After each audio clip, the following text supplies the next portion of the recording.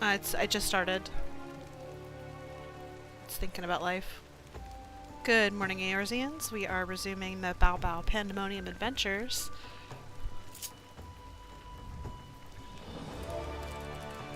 Hope everyone's having a great day. Right now we are headed back to Aporia.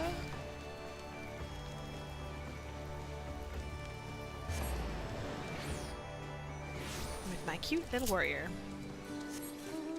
Plum sauce just fell out of the fountain.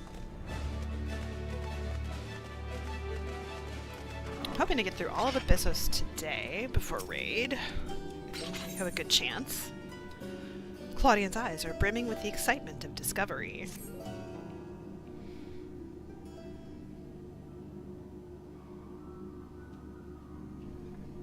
Baobao! Baobao! I've made a breakthrough! After uncountable days and nights, I finally hearkened to the crystal's whispers, and I must say... Professor Claudian, where are your manners? While I understand all too well your enthusiasm, I must remind you that even the most academically inclined prefer a composed recounting of events. Ah, yes, of course. My apologies, Baobao. Being consumed by my research for so long, I am afraid I have quite forgotten how to engage in civilized conversation.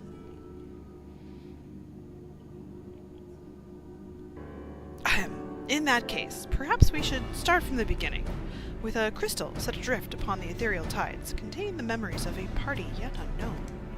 They cried out for deliverance from Pandemonium, where the ancients kept volatile creations under lock and key.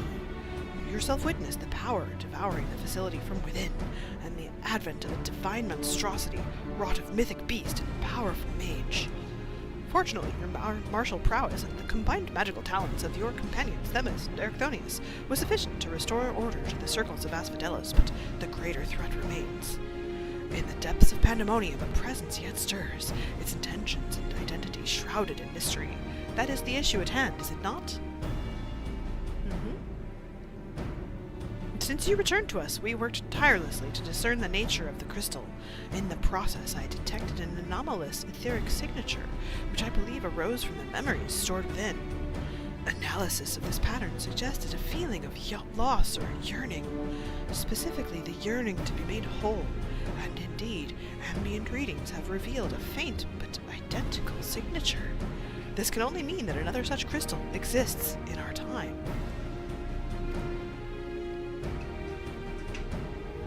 So, my friend, I must depart to search for it forthwith. By tracing the matching etheric signature to its source, I believe it will be a simple matter to find our crystal's twin. Professor, will this expedition be carried out only by us, or will Baobao grace us with her protection? I'm afraid she has more pressing matters to attend to, my dear Ruisinode. Namely, to seek out the secrets which lie nestled within Pandemonium, where this all began. From all that we have heard, it appears that time traversal from the Crystal Tower is not fluid. That is to say, one can but travel in predetermined intervals. It would be prudent to check in on occasion in case there are any unanticipated changes. As for you, my loyal assistants, I would ask you to remain here and continue cataloging the ancient creations. You can't mean... Do you intend to search for the crystal on your own? Why, yes, that would be the most efficient use of resources, would it not? In fact, I've already commissioned a ship and pilot for that very purpose. I trust you to take good care of the laboratory in my absence. Sir? I apologize for that somewhat abrupt departure. When progress is in sight, Professor Claudian tends to become blind to all else. Indeed, and he has been worse than usual lately. While I cannot fault him for his excitement, I do wish he would spare a thought for those around him. For reasons unknown, the crystal seems loath to be overheard.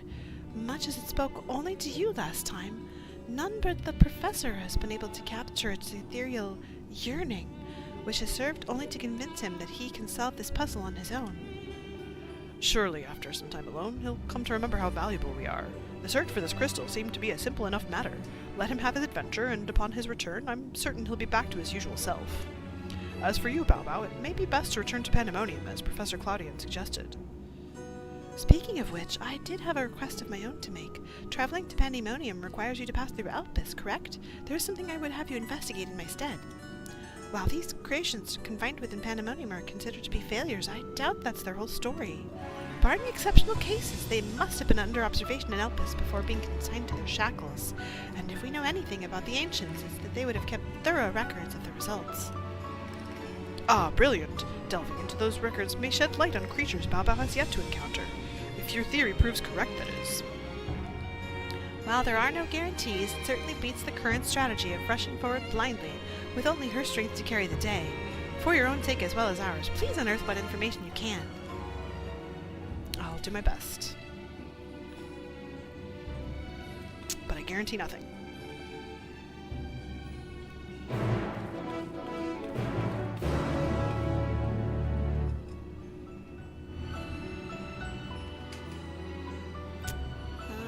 Actually, I want to do my Wondrous Tales first, regrettably. Don't think I have Earth's Fount unlocked. Or do I? Oh, I do. No, no, no, no, no, no, no. Absolutely not.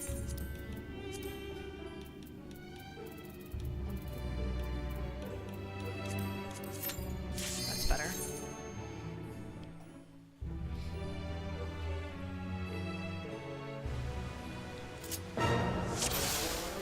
Sup?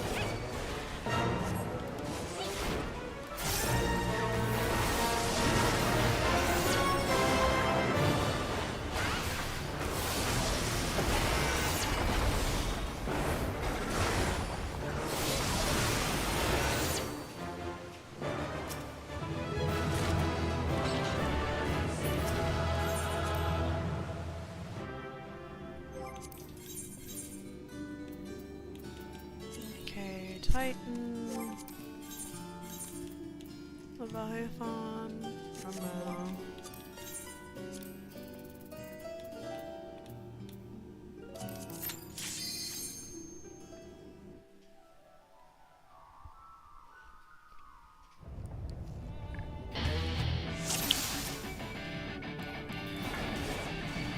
Oops. Somehow my portrait is broken again. Yay. I literally just fixed it before I started the stream.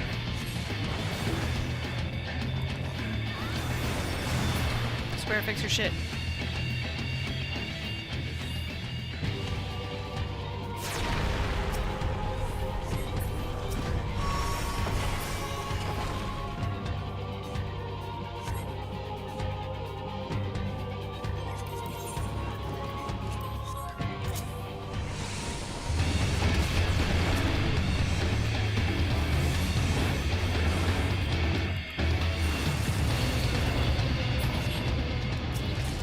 Titan card.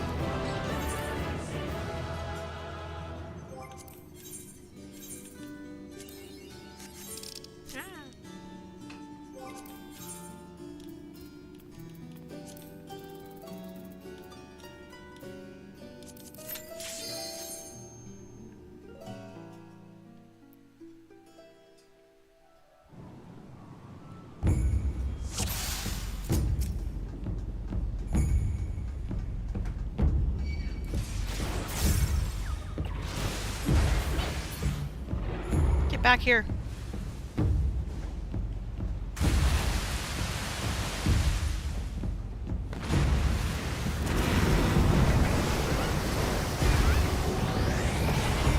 Really? Oh, you piece of...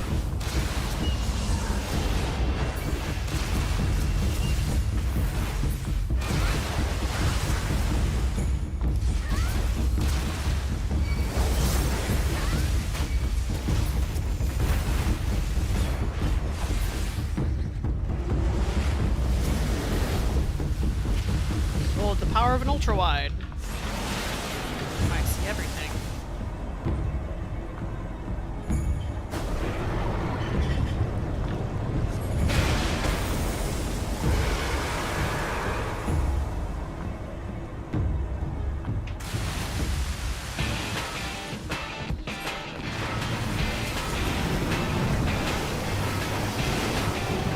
damn it.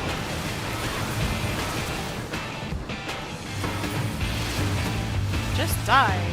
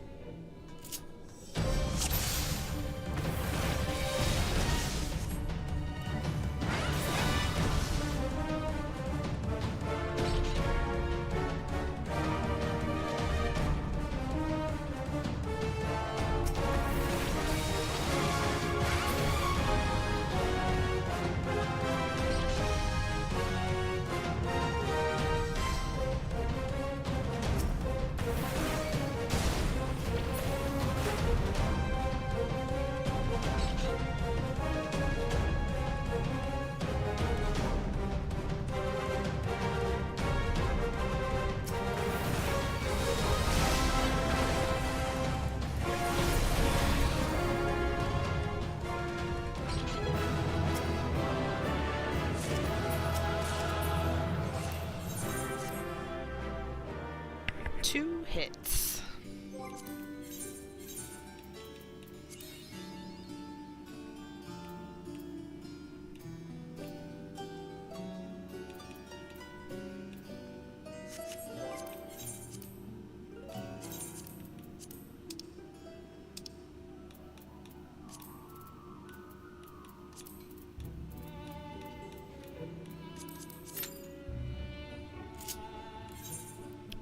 Archivist ahead.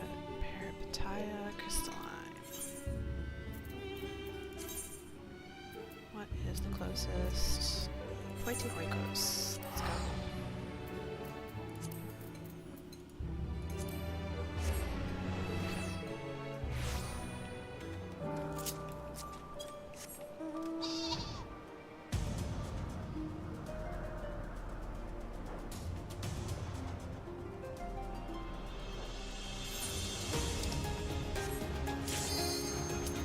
Perfect.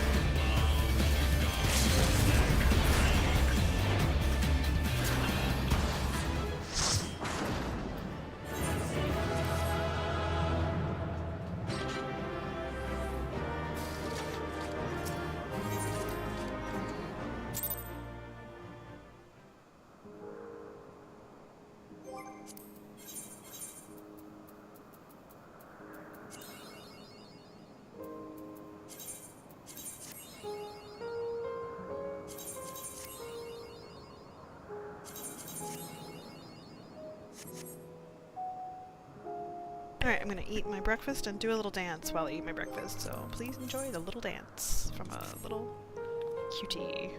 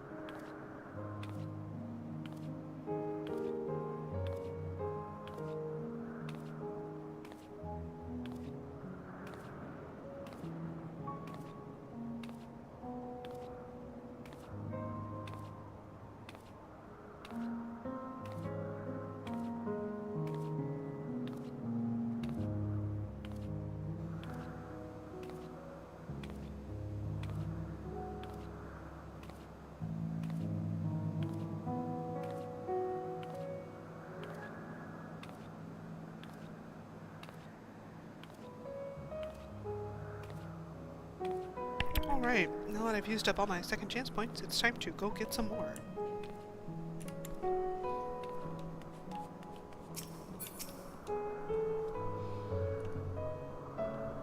You seek records of Pandemonium's creations. Master Themis has just finished perusing the very same. I should not be surprised that we both arrived at the same conclusion. Luckily, I have saved you the trouble and gleaned what information I could. Ah, so you know each other. I was dreading having to once again scour the archives, but perhaps instead I'll rest for a spell. If there's nothing else, I shall take my leave.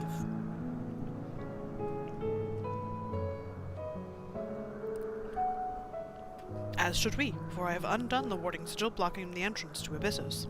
I came here merely to chasten idle suspicion while awaiting your return. Fortunately, while Pandemonium's protective wards continue to be assailed by our unknown foe, there have been no fluctuations so great as to make me doubt Chthonius' capacity to keep watch over Asphodelos while I'm away. He works diligently to master interment, that he might deliver the creations back to their cages by his own hand. I thought it best to give him time to hone his craft. And since fate has brought us both here, I would ask that you accompany me while I attend to another matter. More idle suspicions that I would like to chase down. Rest assured it shall not take long. I simply have a few questions to ask an acquaintance of mine. Come, he has agreed to meet us near the naos to Pandemonium. To the naos!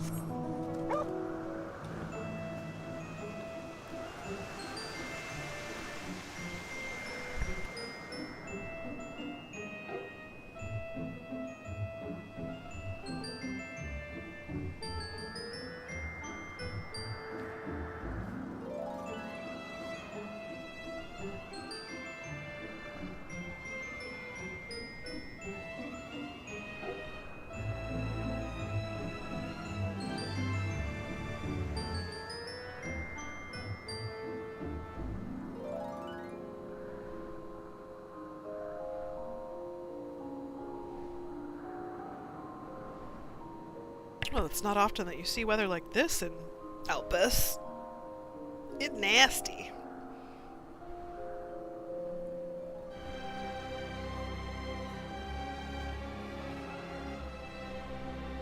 Lamp!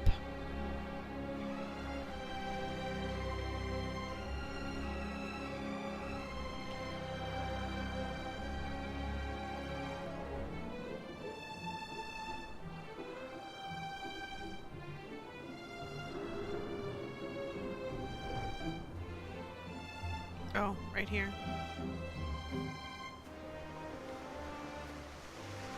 Themis?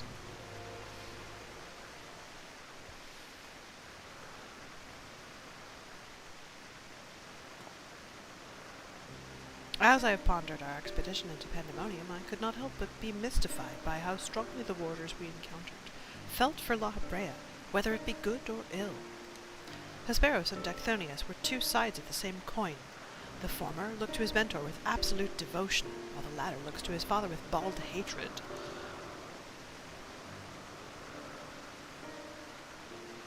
I would not expect a familiar such as you to understand this, but such extreme emotions toward a single individual are quite rare indeed.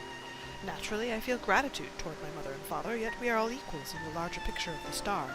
This view is not unique to myself. It is more or less accepted as the way of things. By contrast, the researchers of Pandemonium seem to view Lalafell with a feeling approaching obsession. Whether driven by love or hate, they have all been drawn to him. There were many other aspects of the facility's particulars that I found troubling besides. I decided the best course of action would be to go straight to the source, and pose my questions to a member of the words of Lalafell.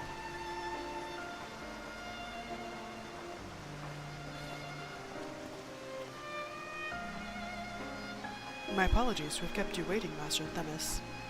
I understand you are conducting an investigation of Pandemonium, and wish to know of its origins. Indeed. In particular, I wish to know why exactly Pandemonium was built directly under Elpis. The facility is overseen by the words of Lalafell, after all. Why keep it so close to Elpis, whose governing body has no say in its day-to-day operations? At first, I thought it to be simply a matter of convenience. Those creations, which were deemed failures by the researchers of Elpis, could be easily ushered into their new homes. Imagine my surprise when a trip to the archives revealed that many of the creations were sent from organizations beyond Elpis, including from the Words of Lalafell themselves. Given this albeit limited information, I cannot but feel that the Academia and Eider would have been more a fitting locale. What does Elpis have that cannot be found there? These are fitting questions, and ones we have asked ourselves many times in recent years. Alas, the nature of Pandemonium's construction does not lend itself to relocation. When first it was built, circumstances weren't as they are now. As you surmised, the majority of the creations kept within Pandemonium were sent from Elpis. Yet, as the years passed, interests changed. Failures and creations, deemed too flawed even to submit to Elpis, paradoxically drew the attention of Pandemonium's researchers. That is quite the change, and in fact almost runs counter to the facility's original purpose. Who is it that decides which creations will be the subject of research? Master Lalafell. Such authority is reserved for the Chief Keyword, and he has taken it upon himself to step into that role. So, if Pandemonium's resources were being misused, it would be under Lalafell's authority, correct?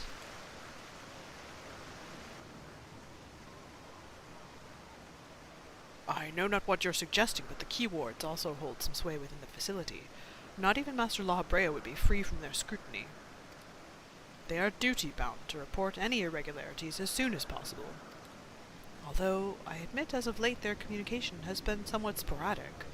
We but recently received a report from one of the keywords stating that all is well within Pandemonium's halls.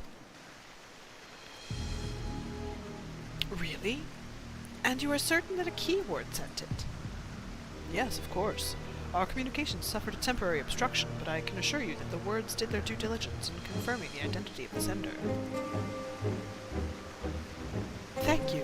This information will be helpful to my investigation. That will be all for my prying. Then I shall take my leave. While you are yet permitted to conduct your investigation freely, I must remind you that the warder's work is delicate, and it would be remiss to disturb them for longer than is necessary.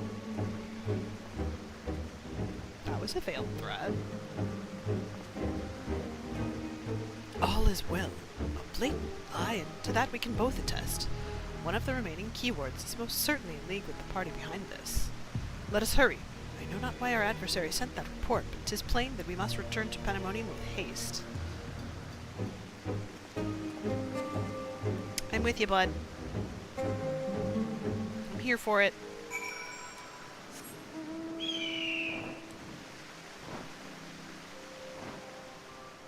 There's someone doing maps right there. Curated. Demis? I cannot guess as to why this false report has arisen now, but it certainly bodes ill, as does the knowledge that our mysterious mastermind has at least one more keyword to puppet. Regardless, they have tipped their hand, and we would be remiss to leave Erchthonius at the mercy of their machinations. Let us hope no harm has befallen him. Well, let's go check on him.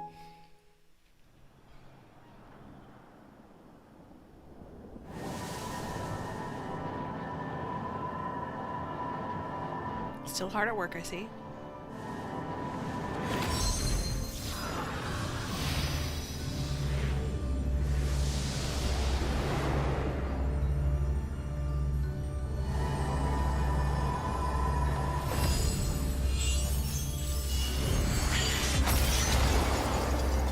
Oh dear. Not quite. I've traced these sigils countless times, yet I still lack the strength to maintain the spell. And now time works against me. I can no longer be victim to my own ineptitude.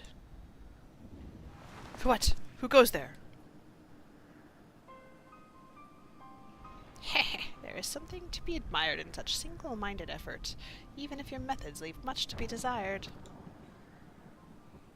You allowed this familiar to catch you unawares. Have you set your sights so high as to forget you walk upon the earth?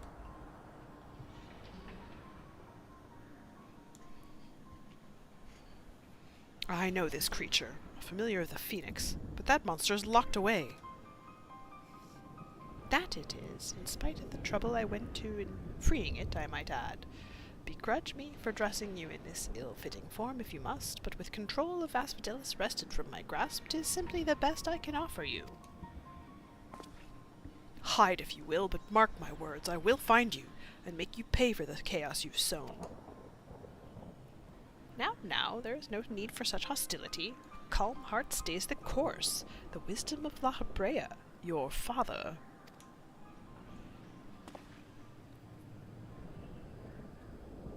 And how would you know what wisdom he speaks? I have heard these words many times, the scolding of a tutor whose student struggled to grasp the most rudimentary lessons, seething with disgust. No.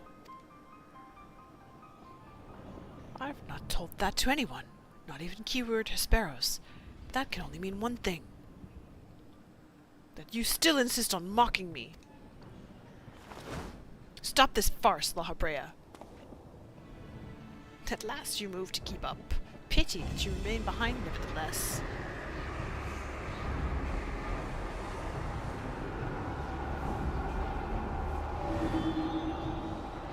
What? As ever you are. Always you fail to learn, fail to understand, fail to act.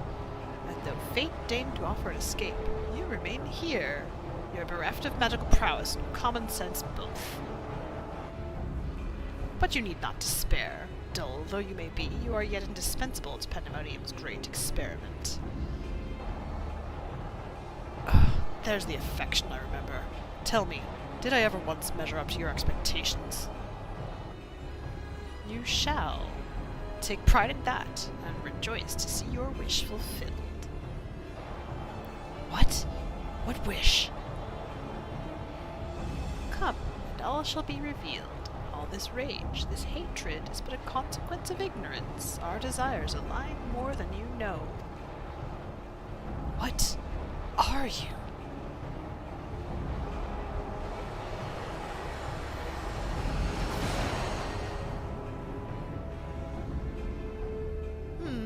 Uninvited guests join our reunion. It seems fortune no longer favors you.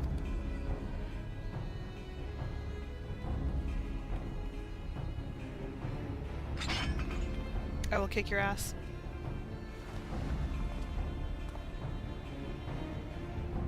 Do you think I have any interest in listening to you prattle, let alone bowing to your will? I am no longer a child, and my faith lies with those who have earned it. So these are the heroes who brought Hesperos low, even as power divine flowed through his veins. 'Tis plain there are worthier subjects to contend with.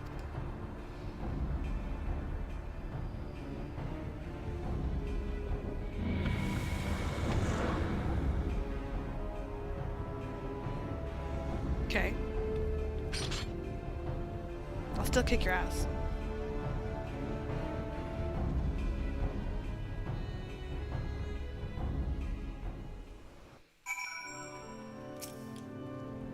Thank you. If you had shown up even a moment later, I shudder to think what would have become of me. There's something I must tell you. I know who's behind this. There is but one person who can hold thrall over familiar, creation, and keyword alike.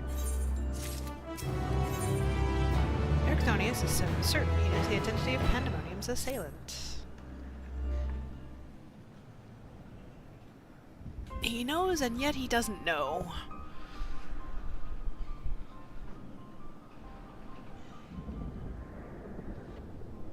And so there can be but one conclusion.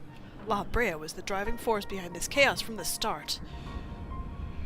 There is logic to that. There are few with the wherewithal to even consider experimentation on such a scale, let alone the capacity to create demigods from man and beast with the rest of us none the wiser.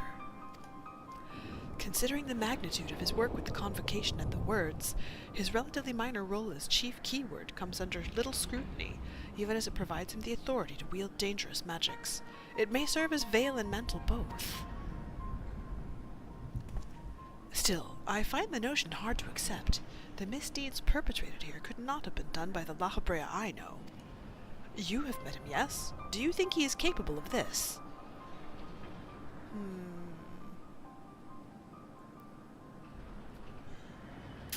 dare not say.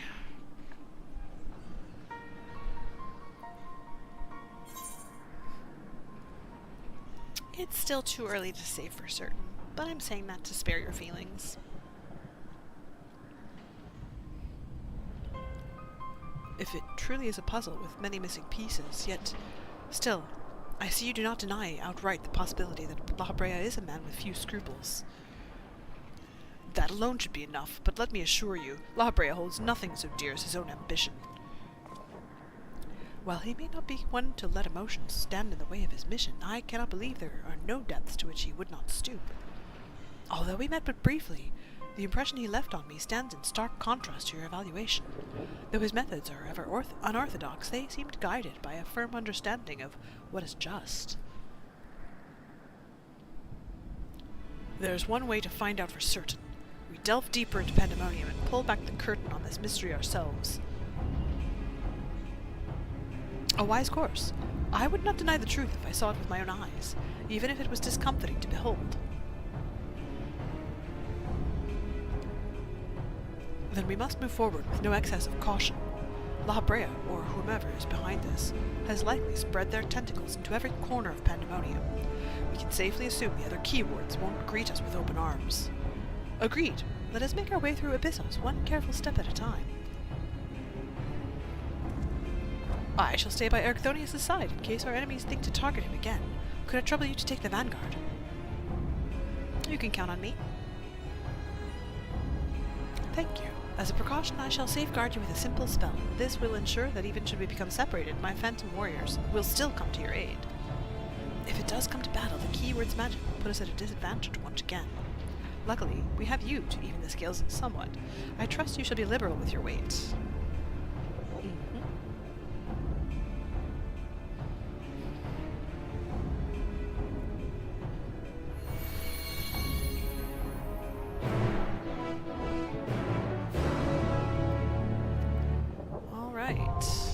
Oh, already? Okay.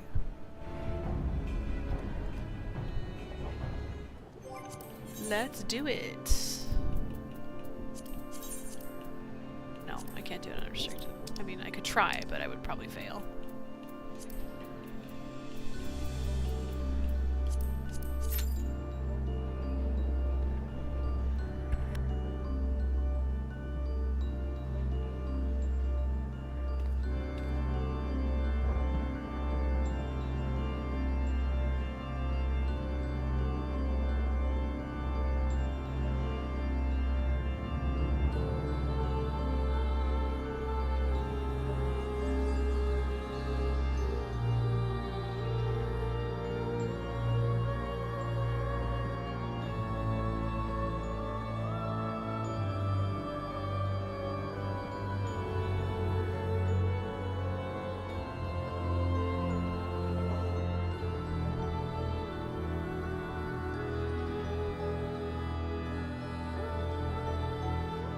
Well, it says 5 minutes, so,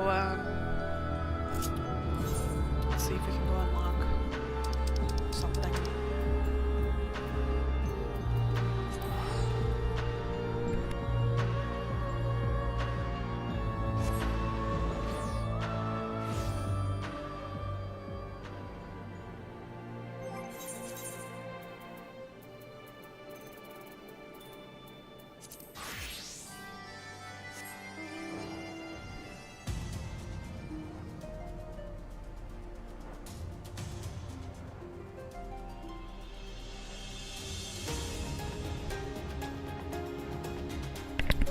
That was unexpected.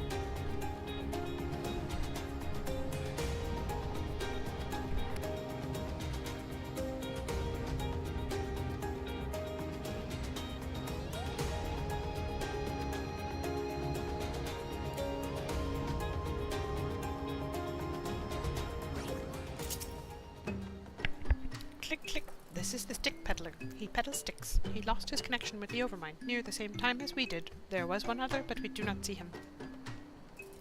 You mean the Kenai? He saw shadows fly across the colony. He was hungry and said he would hunt the shadows east towards the river. He could not have gone far, for he fears the water, fears it much. He would not cross the river unless it was near the bridge. Wise Vath know to avoid the bridge, for ferocious dragons often lurk near it. Could it be they were the shadows that the Kenai saw? Brave adventurer, could you check the bridge while we search the area for the Kenai? He could be in trouble. But do not slay dragons if you see them. Dead dragons will invite reprisals. We will lend you one of our concamato. We fitted it with a contraption which sprays a putrid smoke which irritates, but does not wound. Yes, irritates. We got too close to it once. Most irritating. The concamato are unaccustomed to fleshing riders. If you fall off, talk to the stick peddler. He will help you get back on. Now let us find the Kenai. Okay.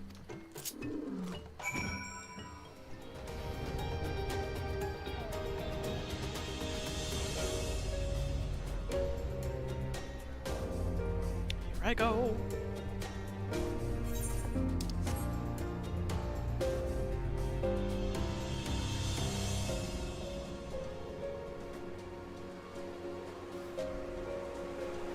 Haha.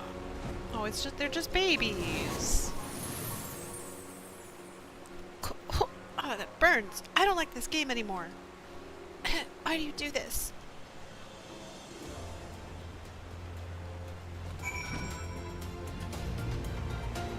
Babies.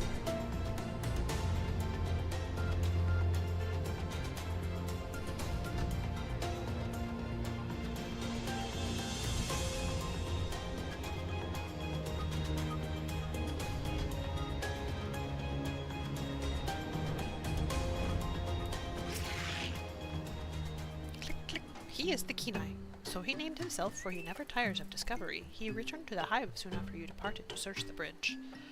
Click, click. We are grateful to you for your assistance. We enjoy exploring the lands near the colony, but we were careless in our search for curious things. Our nameless brother tells us he will open an adventurers guild in Lalafell. It was not long ago that we too yearned for purpose, and we will gladly join him in his mission. Then it is decided. The Kenai will help us find many opportunities for adventure. Many opportunities! But our guild is not yet complete. We are unsure of the actual trade of adventuring. How to find things, how to fight things. We cannot do it without an experienced teacher. Kind adventurer, will you teach us your ways? Click, click, very well. Click, click, wonderful, wonderful! From now on we shall call on you as a master of the craft. Master! Leave the construction of the guild to us. Kenai will be on the lookout for our hunter friends and any requests they may have. But there are very few adventurers to carry out the tasks now. Very few. In fact, only you. We were hoping you could show us how it is done. The storyteller told me he is most pleased with your deeds to our colony. Consider us friends, and from now on, let us work together for the guild. Click, click, and now that we have found purpose, I shall be nameless no longer. As I long to have so deft an arm in adventuring, I shall call myself Deft Arm. Huzzah! Deft Arm.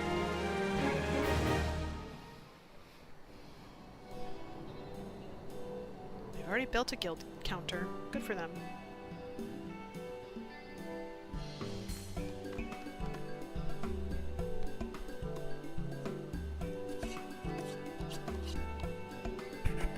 The nameless one is now called the Deft Arm, and an adventurers guild has been constructed in Lalafell.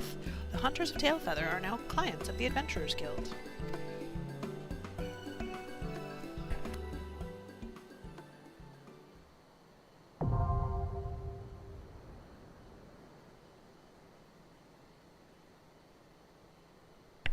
And we're friendly. Okay. You're actually gonna do... Now we'll stick with Red Mage.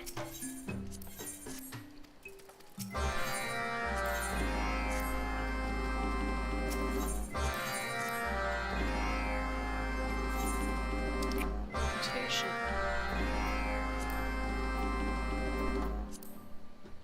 Omicron.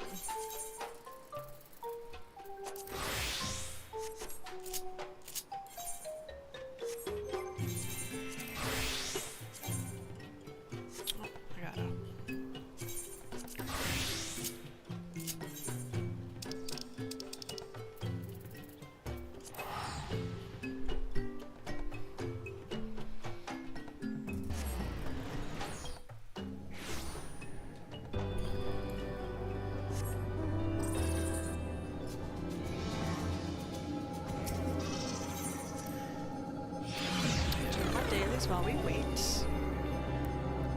You're not so lucky to have a short queue. Oh. Or we will.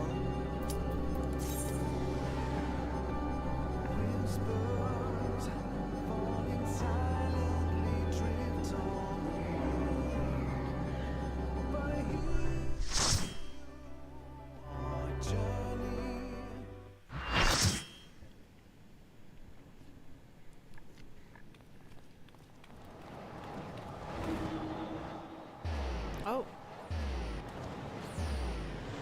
Well then.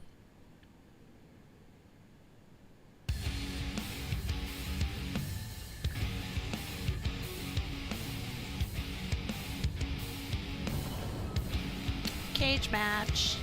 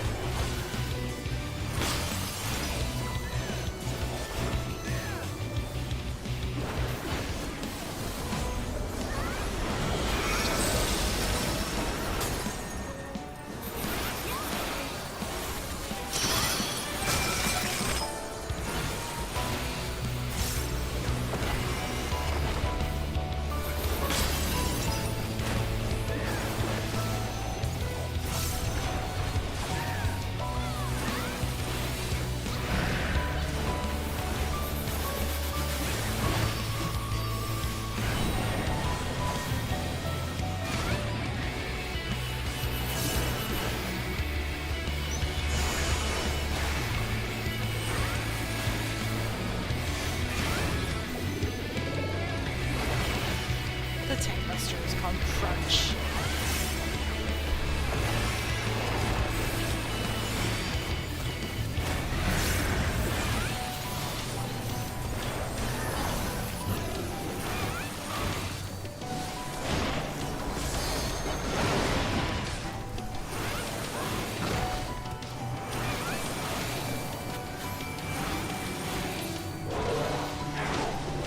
All right.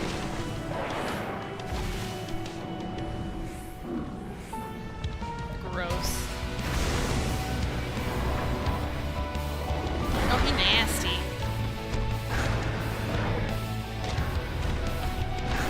I don't want to see Carbuncle underside.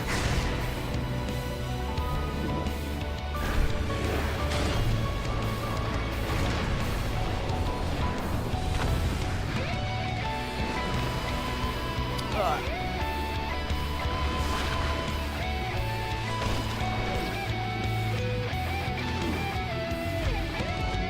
Okay.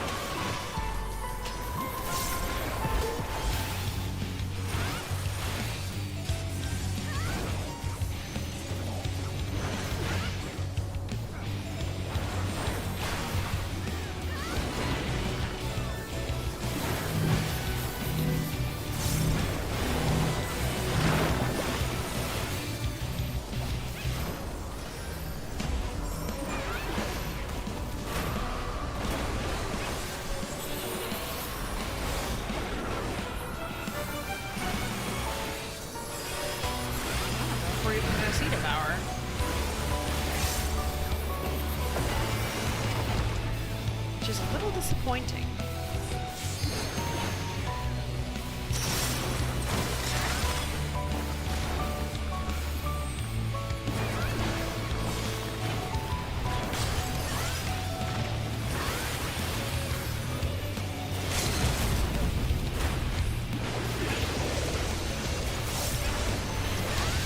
Yells at the party to slow DPS because I want to see Devour.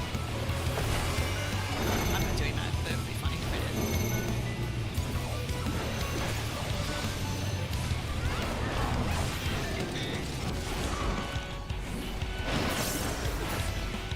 Aww. No Devour for me. Gross.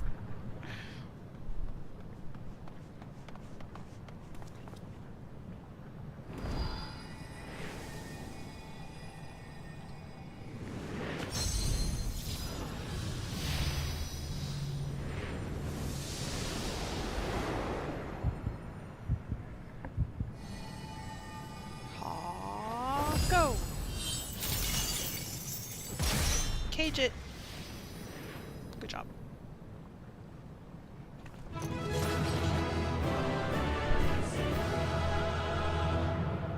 Will someone stay for a comm? Nope.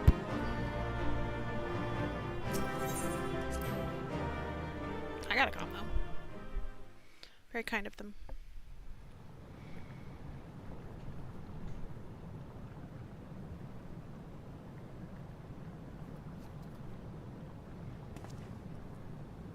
So, this is where research is conducted on creations imbued with poisons and venoms. Ericthonius and I were conveyed not far from here.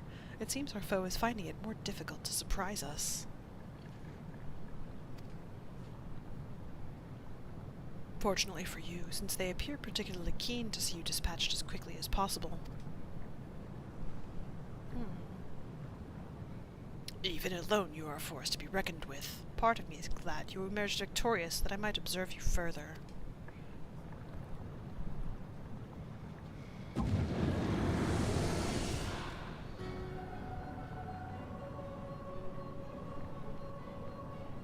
Were the circumstances different, I might thank you for keeping my son alive for this long. But I believe we can forego introductions unless I have misread you.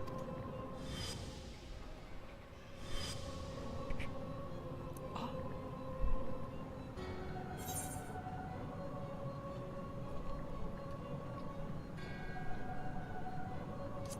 La Brea. Passably perceptive. Yes, I am La Brea of the Convocation of 14. If you truly are who you claim to be, then answer this question.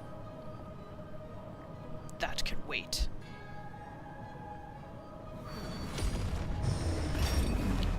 What is this?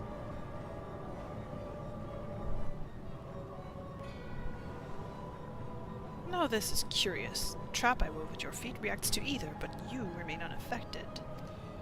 Such thin ether, and in an unfamiliar composition besides. It is no matter, I suppose. A more direct approach will beget the same results.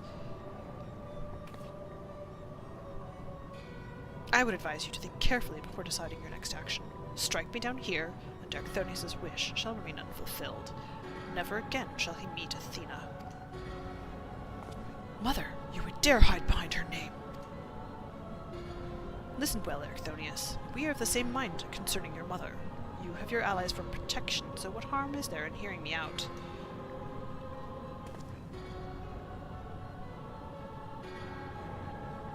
Ericthonius, wait. There is a question I must needs ask first. If you truly are La Brea, why speak such blatant lies? Bitter in defeat, are we? Say my name.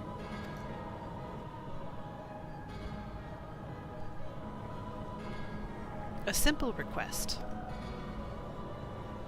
Themis, was it? A trifle soon forgotten, as are you.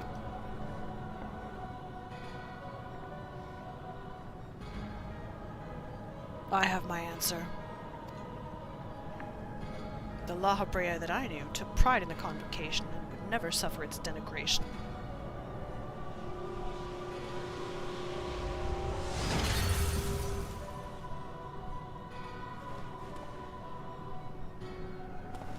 You sully his station with this farce.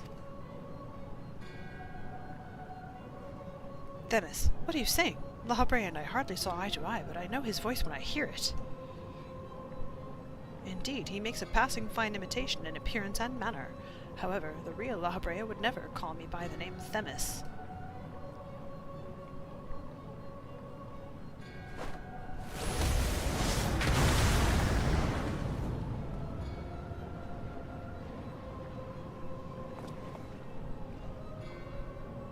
What trouble have you gotten yourself into, Elidibus?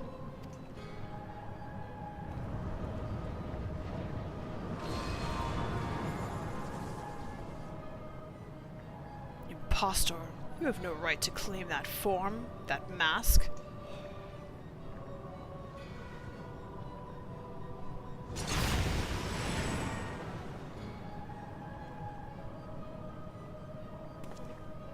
What?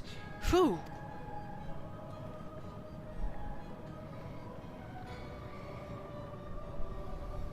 'Twas the mask that sickened me to wear. The mask of Lalafell, a man who values his position above all, who would murder his own wife in the pursuit of duty. Yet you would assume my name and wield powers that are mine by right. Any worth you may have hinges on that which you so despise. Such trite provocations. I will not be goaded into finishing this ere my work is done. Erechthonius, listen well. I am Hephaestus. And it is I whom you should call father.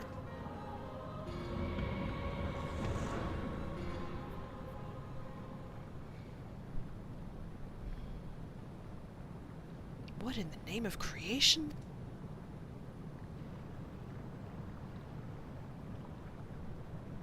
We would do well not to stand idle while our enemy is about.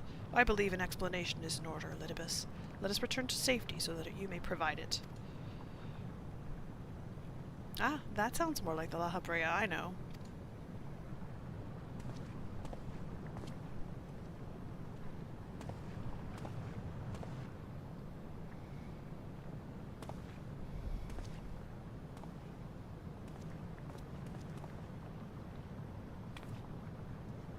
Before we depart, however, I must offer you an apology.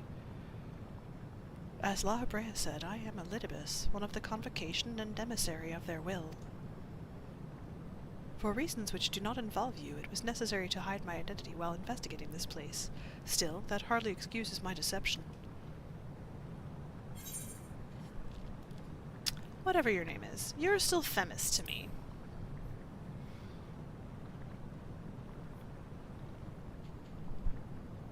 Such words are comforting, truly. I shall offer an explanation in time, but first let me assure you my choices were not born from animosity. In any case, we have pressing matters to attend to. Let us do as Lalafell suggested and return to the gates. We can speak there.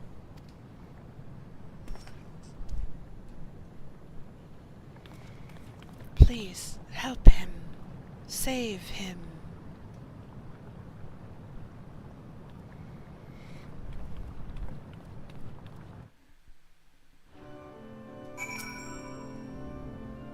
As you are aware of by now, I am known as Elidibus. After my dear friend Asm and I detected irregularities in Pandemonium, we decided the best course of action would be to hide my station as I conducted my investigation. I am sure Lalafell, as well, is eager to find out why I hid who I was, so I shall save that story for later. First, I would speak of you, my friend. Although neither Asm nor I had ever met you in the flesh, you came with her highest recommendation. That alone was enough for me to accept you as an ally without question. That somewhere in the world a guiding star so similar to herself was out there amused Asm to no end. There was not a shade of doubt in her heart that you would be a formidable ally. Furthermore, I have heard stories that Mistress Venat, who held the position of Asm previously, journeyed with a familiar much like yourself. That made the decision to trust you all the easier. She too now dons the white robes of an advisor. If she placed her absolute faith in you, I knew I would be in capable hands. Aware though I was of the path you had walked, I had no interest in exposing you. I merely wanted to meet you, to travel by your side for a while. I may know but a small portion of your whole story, but that is enough for me to believe you would never lead me astray. I wanted to tell you that. Why, thank you. Ericthonius. Ericthonius is resolutely avoiding his father's eye.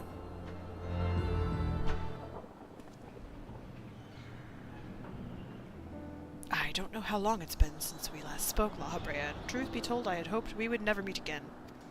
But I see now that I was a fool to think that I would ever escape your meddling. Just what is that thing that called himself Lalafell? Why is he the spitting image of your younger self? I find it hard to believe you've only just now found out such a being was wreaking havoc in Pandemonium. Did you think matters would simply sort themselves out?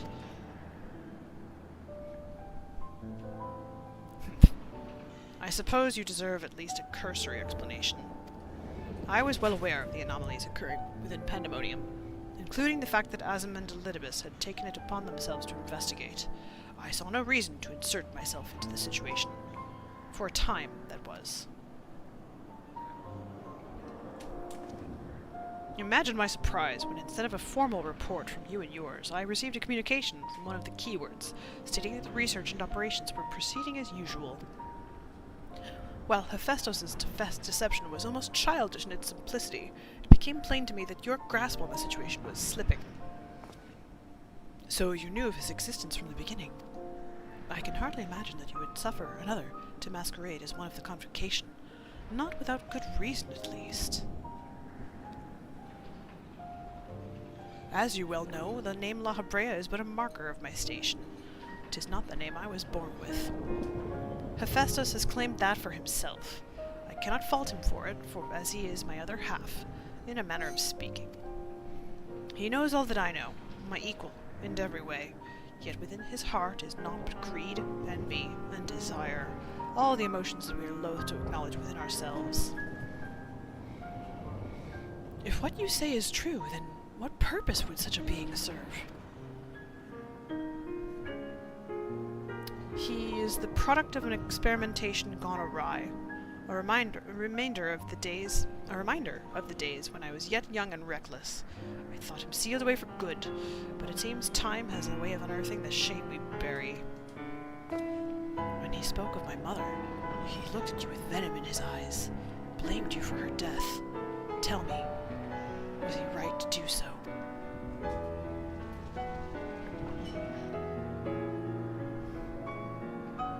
His words were but the ramblings of a tortured mind.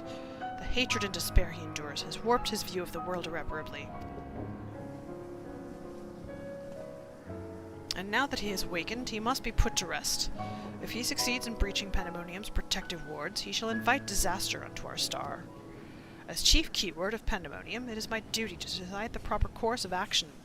As such, I declare that all research shall be summarily abandoned and the facility destroyed. But there's people here. What? You would leave the other warders to their doom? 'Tis a choice befitting La Habrea. Do you disagree? You speak of duty, and ours is to guide our star and its inhabitants upon the correct course. It is no surprise that you would choose annihilation of Pandemonium if its existence posed even the remotest risk to our people. Yet as you can see by Ericthonius' response, the decision is somewhat more nuanced than that. Azim and I grappled with this conundrum for some time, in fact. That is precisely why I chose to involve myself directly. 'Twas the only way I could truly determine the best solution. And you need not trouble yourself with that further. The chief keyword must prevent the worst from occurring, no matter the cost. Your feelings, Elidibus, are of no consequence. Have you taken even a moment to consider another path? No! You've spared nary a thought for aught but yourself and your duty. You have no idea of the trials we've endured, the foes that Baobao has stood against.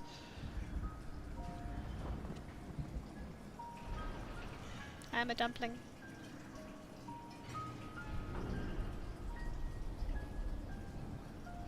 Baobao, is it? a being of such ether as I have never seen. What are you? She is the guiding star that shall lead us safely through this. Thanks to her stout arm and steadfast courage, we have subdued the mythic creations and returned them to their cells. Speaking of which, I would hear your opinion, Baobao. As outsiders, we are in a unique position to look upon circumstances with our vision unclouded by attachment. It's too soon to give up on saving the others.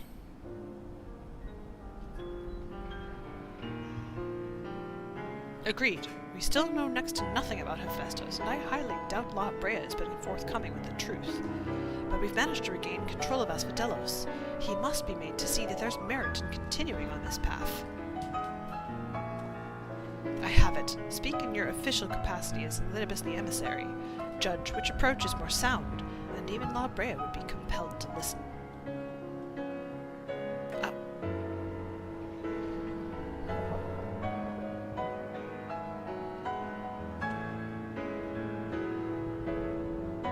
It's a me.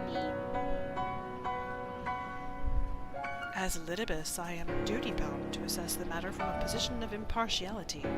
My opinion as Themis can carry no weight. You understand what that means, yes? I do. Even so, you've walked with us all this time, seen what we've seen. Based on that alone, I trust that you'll find the best way forward.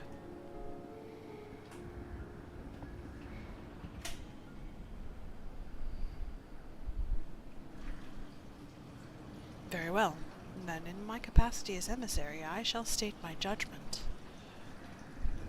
At present, there are merits, both in destroying Pandemonium outright and in taking time to rescue its researchers, and neither is yet an impossible task. Therefore, I judge that the most measured choice would be to continue upon our present course. We delve into Abyssos, interring any mythic creations we encounter along the way.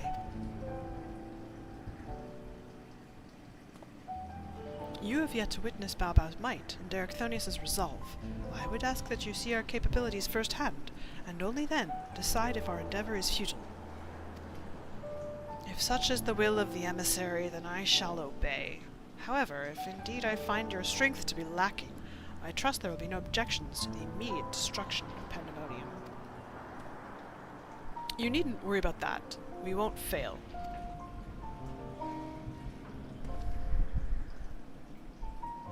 You are bolder than I remember.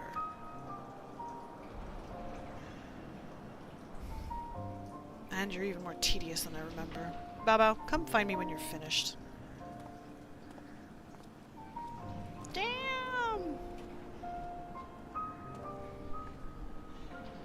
They're like two cats fighting in a wet sack.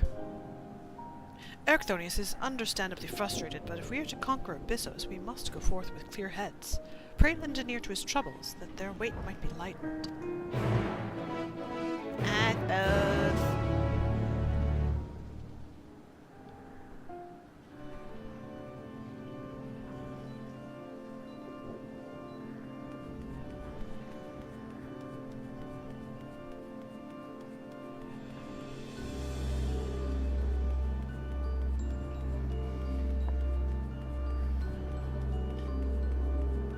Okay, Mr. Sulky.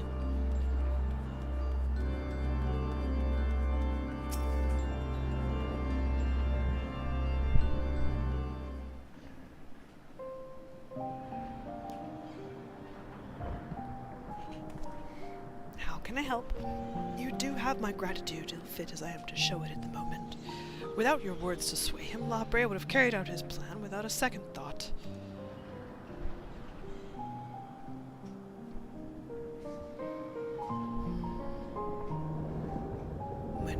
When at first we realized the creations had slipped their bonds, the other keywords did all in their power to restore order. Even though they could have chosen escape, they remained to aid their allies. I am certain not a soul among them would wish to see this facility erased from their world, and they don't deserve to be abandoned simply for carrying out their duty.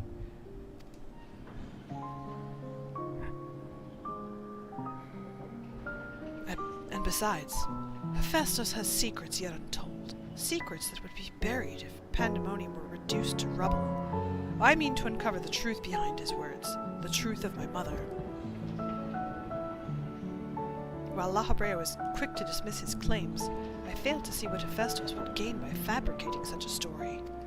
All I was told of my mother's death was that she perished in an accident. No one would say more. It was almost as if they feared saying more, in fact. Even if it was not Lalafell that dealt the fatal blow, we've seen with our own eyes how quickly he can condemn others to die. I only wish to know, at last, what befell her. What do you think, Baobao? Does the Lalafell you know have any regard for the lives of others? Or will he carry out his duty with another's blood on his hands?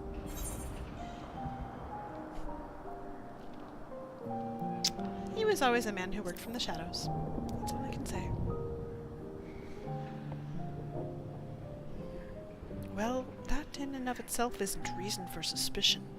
He's one of the convocation who must forge the path for mankind. Naturally, not all other activities are conducted within the public eye. But it is plain there is much to consider. Thank you, Baobao. It's easy for me to get carried away by emotion where he's concerned. We should focus on the task at hand, proving to Lalafell that we are capable of saving Pandemonium and its keepers. The most convincing way to do that will be to regain control of Abyssos.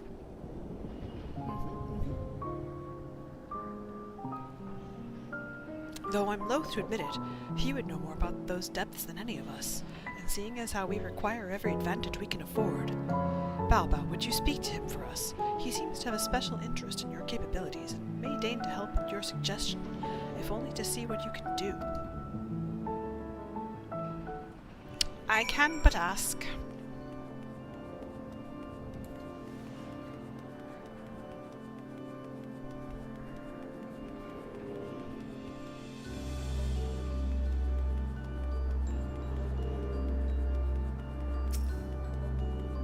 Sir, may I have a word?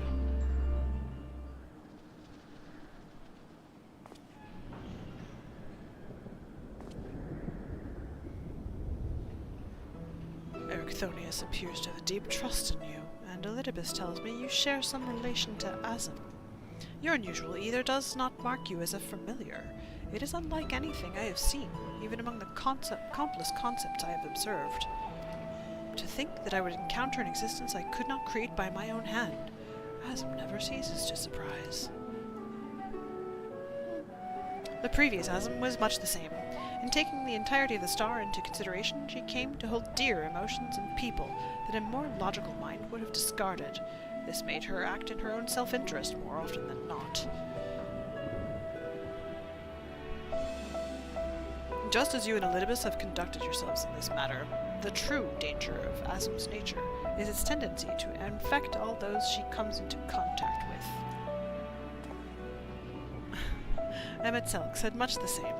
Trust that I shall do naught that would violate my duty. And yet you so frivolously invoked your authority as emissary to justify this little excursion. It matters little, however. Only your deeds can speak for you now. You wish to know more of Abyssos, I take it. Although I no longer have control over many of its functions, I can yet sense what creations lie within. The chief keywords reach as far indeed. Well then, what do we have to look forward to? I sense no creations of note. Perhaps they have been made into fodder for experimentation, or perhaps they have been transferred to the deeper circles. Yet Hephaestus would never allow you safe passage. He's left a trial for you to overcome. I speak of hegemony, keyword of Abyssos. Although her presence is stained with marks of corruption, it is unmistakable. I knew her as a woman gifted in magic and blessed with a highly logical mind. While I can sense those qualities within her still, there is something else at work.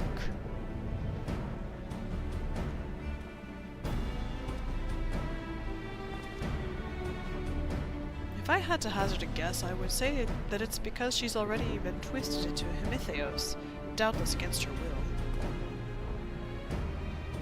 Baobao, Themis, we must rescue her from that cruel fate, and if we cannot, we can at least seal her away until we find a means to undo the damage.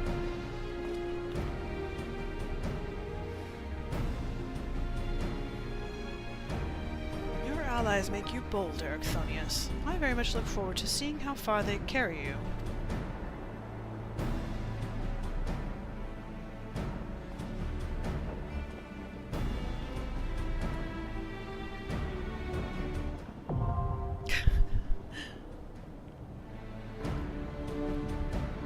family drama.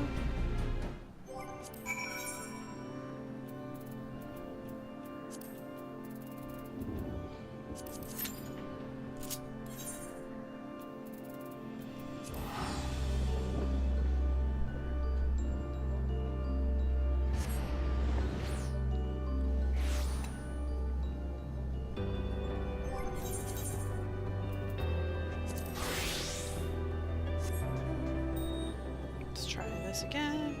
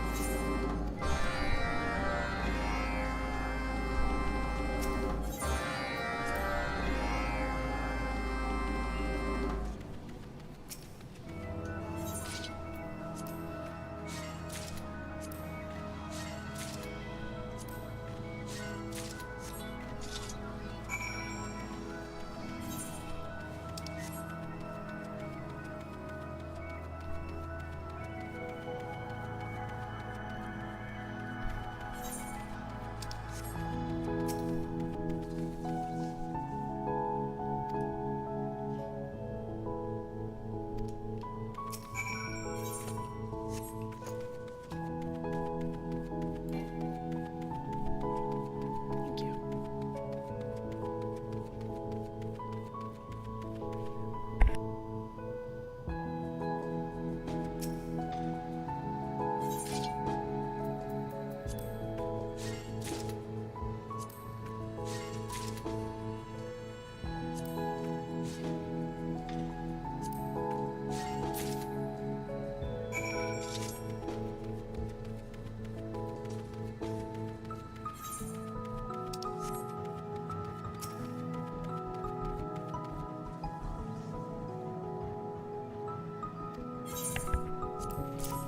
Take the fruit.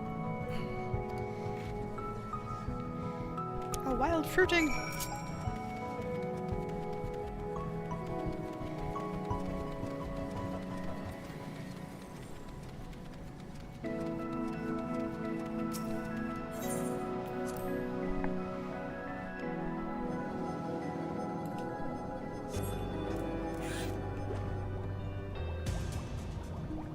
Down. Okay, down. Both of them are down.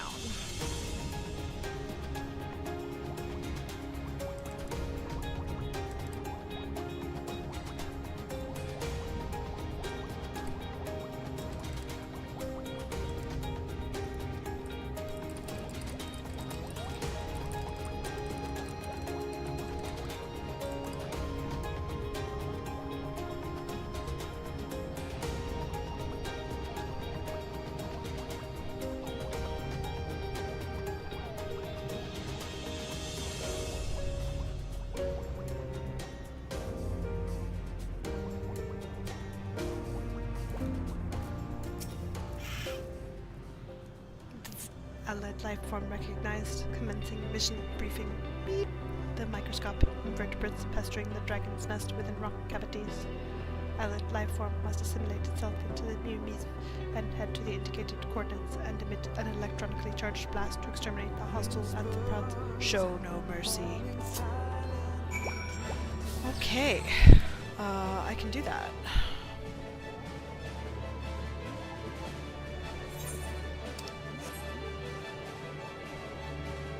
I will indeed show no mercy. Oh god, there's the A rank.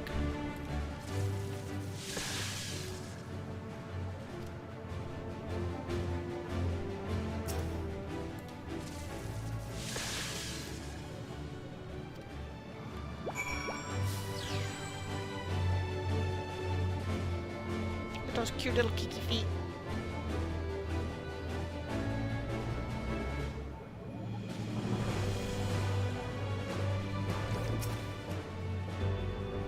Allied life form detected. Scans indicate presence of requested items in your belongings. Immediate surrender of said items requested.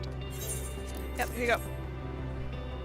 Delivery of items confirmed. All appears to be in order. You may return to Sigma 4 for mission debriefing and compensation when ready. Thank you.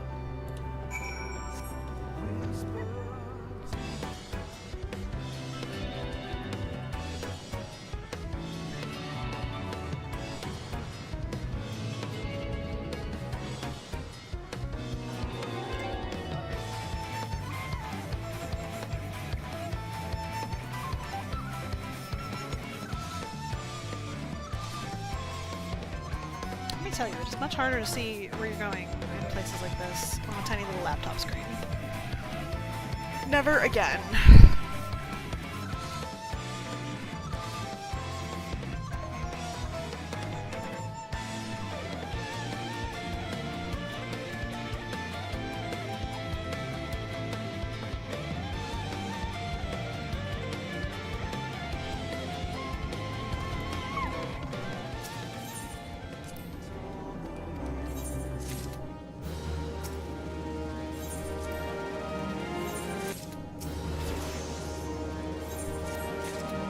Yay!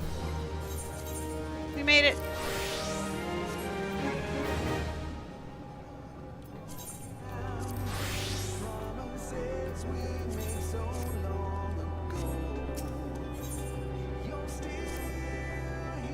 Reports from behind the counter indicate that dragons have achieved social integration with other customers. This is ideal. Have you seen them in Elysium? They're flying again! Goodness, I'm so happy we could help. To my eye, it looks as if we're at least as popular as The Last Stand now, albeit with a more diverse clientele. I'll let you be the judge of that, though. Shift protocols engaged. Okay.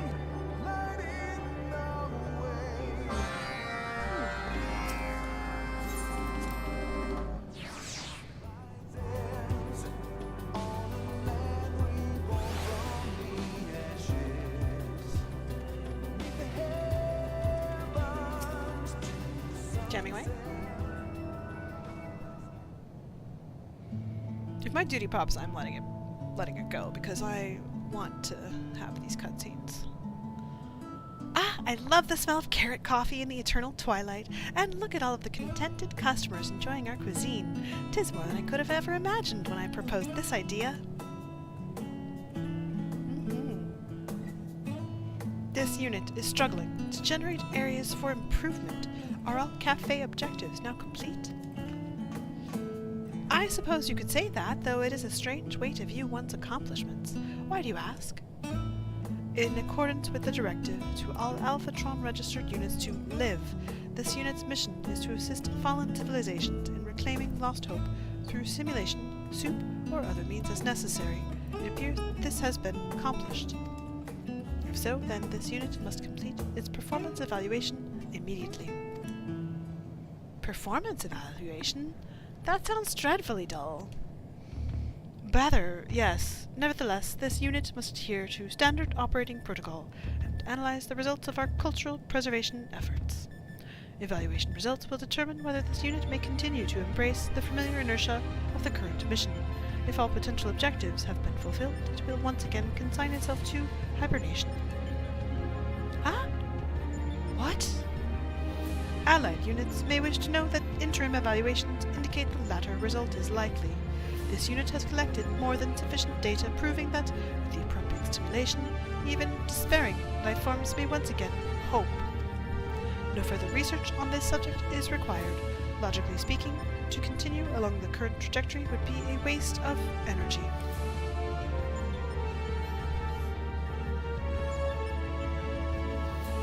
Oh, you are really fluffing my fur right now. It's like you weren't even listening to my lectures. Plural! We are finally at the point where we can operate this cafe without one civilization or another reinventing the apocalypse. And you want to kick the bucket? Come a little closer and I'll kick it for you. This unit gently reminds the screeching life form that Omicron decision-making algorithms do not prioritize emotion. Well, they should. This mission has never been about experimental data, and you know it. Waste of energy, my furry arse. Our feelings matter to the Dynamis. They matter to the universe, so why don't they matter to you?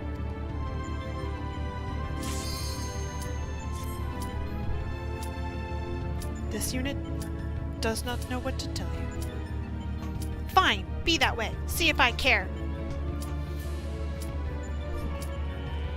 This unit will proceed to base Omicron to back up unit data before shutdown protocols initialize. Additional personnel changes may follow, but Stigma 4 will minimize disruption to the cafe operations. This unit acknowledges the non-zero possibility that it may return, but at least for the moment it leaves the last dregs in your capable appendages. Farewell.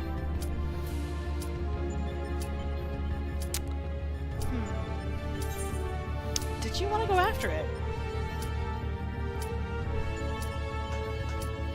I don't know. Oh, this is horrible. We can't let in 7,000 enter permanent hibernation. What will the cafe do without it? What will I do? Alright, I'm calm. Now, how do we stop it? Even if we can catch up to it before it reaches base Omicron, I doubt it will want to speak to me after my outburst. You can leave it to me. You go alone then. I'll take the time to gather my thoughts.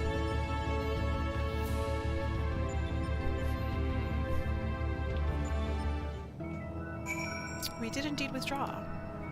That is my fault. However, I will take the opportunity to go to the bathroom and then be right back.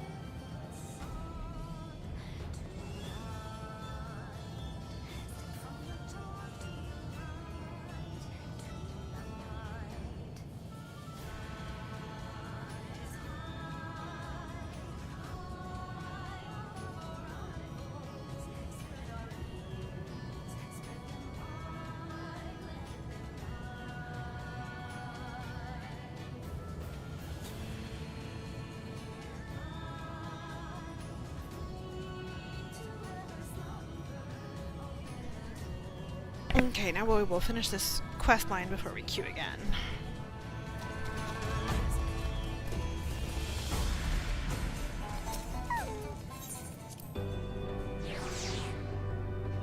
That's on me.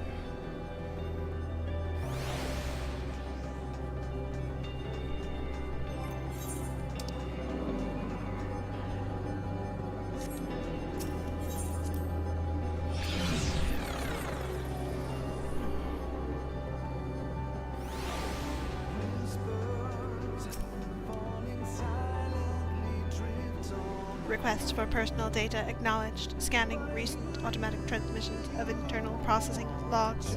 Unit N7000 accessed the logical process records of SIR and has been engaging in analysis and projection related to the same. The operational protocol governing these peculiar actions cannot be determined at this time. This unit wishes you pleasant speculation. Okay.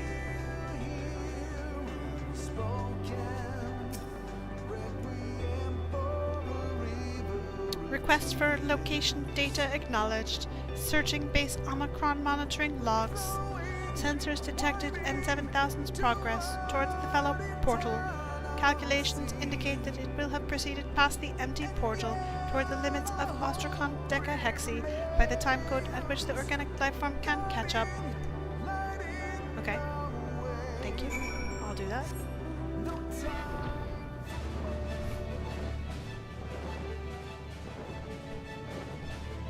Gonna call you exactly what I called Zoral Jaw last night. Cough up the information, you knob.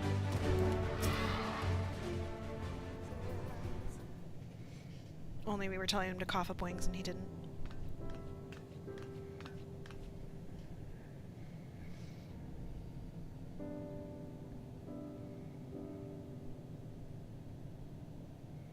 The signals of an allied unit are not unwelcome, but why did you follow this unit here, Baobao? Well, you made several concerning comments.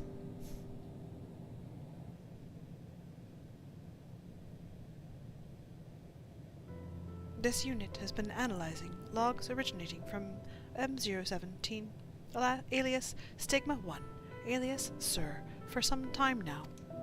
As Unit M017, it repeatedly paid visit to the Tree of Life to analyze internal projections. The impetus for these actions was logged as personal reasons. In other words, when its protocols were insufficient, M017 came here to ponder its next course of action. This unit had hoped that the tree might provide data of use in its current dilemma. No such data has been forthcoming. In retrospect, there is a non-zero possibility that M017 did not find what it was looking for here either. This unit cannot conceptualize actions outside of its original programming that might lead to its desired conclusion. All simulations of upcoming performance evaluation end in shutdown. The precise value of a future in which this unit carries on operating the cafe in service of our myriad patrons remains unknown, and thus cannot be mathematically comparable to that of a successful evaluation. Nevertheless, this unit's preference remains constant. Does this preference, then, constitute a logical fallacy that must be discarded? Inconclusive! As a military information and operations specialist, this vacillation is most distressing. Further review of the objective reality that the cafe has restored hope to multiple once-fallen civilizations is not helping. Paradoxically, it appears to make this unit's memory overflow even worse. Yes, happiness will do that. Organic life forms pursue greater levels of happiness regardless of utility or lack thereof. However, as a mechanical life form, it is categorically impossible for this unit to experience emotions outside of predetermined programming.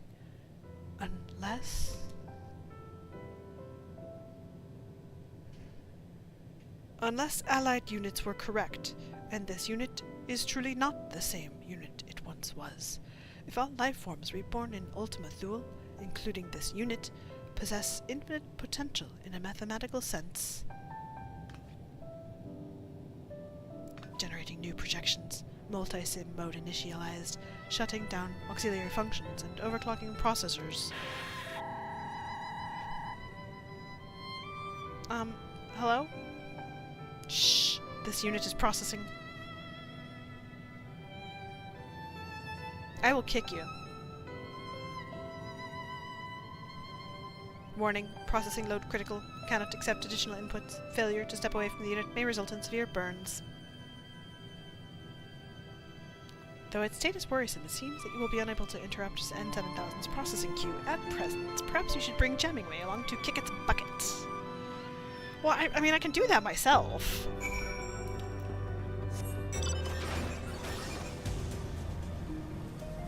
I'm fully capable of kicking a bucket.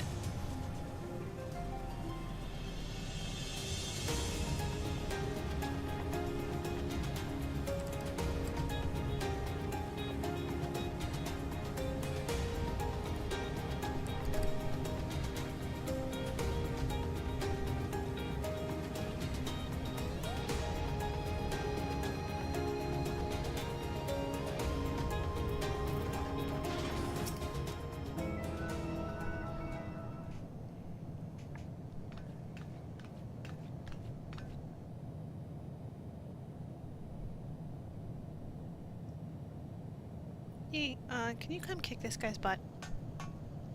All this worrying is exhausting! Not to mention the yelling. Apologies for that, by and by. But did you find N7000? Is it alright? Yeah, but I need you to come kick its bucket. I recall seeing this Sir in the logs. It did seem to have individualistic tendencies, now that you mention it. You would know its personal reasons better than I, of course, but it would not be the first nor the last to agonize over its existence. The choice to live is not made just the once, after all. No, I don't think it's a leap, or even a bunny hop, to assume that M017 struggled with much the same questions of purpose and potential that plague N7000. The Omicrons have very little experience with the self-doubt that comes from facing an indeterminate future. Very little experience with emotions in general, really. Does it not bother you that we've seen no changes to Elysion that could be attributed to N7000 and the other staff? The dynamis reacted to my very first burst of hope and has reliably taken form for every civilization, but not them. Our Omicrons do have emotions. Of that, I'm certain. Precisely. Should our N7000 then not have the power to shape dynamis in spades? Look how successful it's been. Personally, I believe that it does have that power, but every time it feels a little something, it shoves that emotion away under a pile of numbers and refuses to think about it ever again. It needs to allow itself to feel that joy, that hope, for it to grow and blossom in Elysion. None of this waste of energy. We're time to die, bullocks. Honestly, does it ever think about anyone else? Mark my words. I'm going to gather every scrap of joy we've created here and shove them right down its stupid throat. I mean, you could, but we'll need to be quick if we want to prepare before N7000 finishes processing and finds a way to infuriate me even more. We're certainly not allowing it to shuffle off its metal coil, today or ever. First, though, we'll need to choose a recipe, one guaranteed, to remind it of what we've accomplished here at the Dregs, and give it a taste of boundless happiness yet to come. I'm here for you, bud. I'm certain Stigma 4 can dig something out of its database that can represent our culinary achievements without proving an electrocution hazard. Wait just a moment.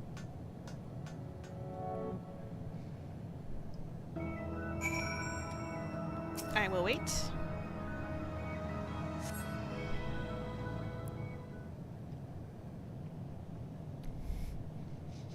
Here we are.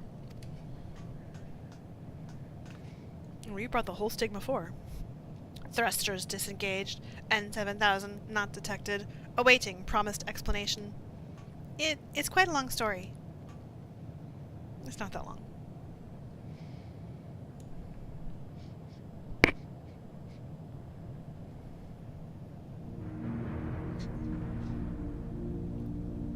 Circumstances acknowledged. N7000 logs transmitted to central database confirm the accuracy of managerial report.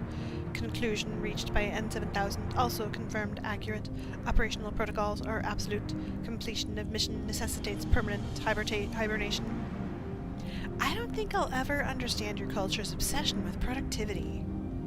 However, running in multi-sim mode for prolonged periods poses unacceptable risks to hardware. Immediate intervention recommended. Aha! Not quite the sympathetic response I was looking for, but it'll do. As for your intervention, I propose the presentation of a delicious dish that will bring N7000 back to its senses. What do you think it would like? Invalid input preferences are irrelevant to mechanical life forms. What N7000 requires is refrigerant liquid. A cooling beverage, then. I think we can manage that. Can you search your database for local ingredients we might use? N7000 always seems to know what it was doing, so I've never bothered learning where anything is. Auxiliary information evaluated. Nevertheless, request acknowledged. Scanning database. Ping. Gaseous matter suitable for condensation and subsequent ingestion is emitted by plant matter found in Ostrakhan Tria.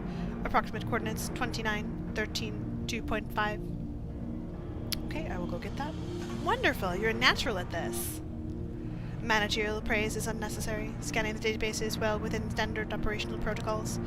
Production of vital liquids such as refrigerants and oils is also standard protocol for a logistic matrix.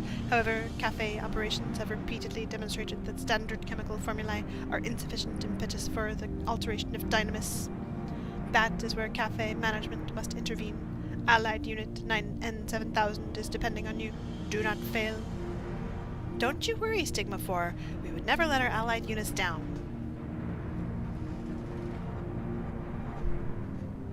I leave the procurement of the primary ingredient to you, Baobao. In the meantime, we'll see what else might be mechanically digestible around here. Bing! N7000 coordinates confirmed. Subject remains immobile. Retrieval unit will be dispatched to Ostrakhan Dexahexi momentarily.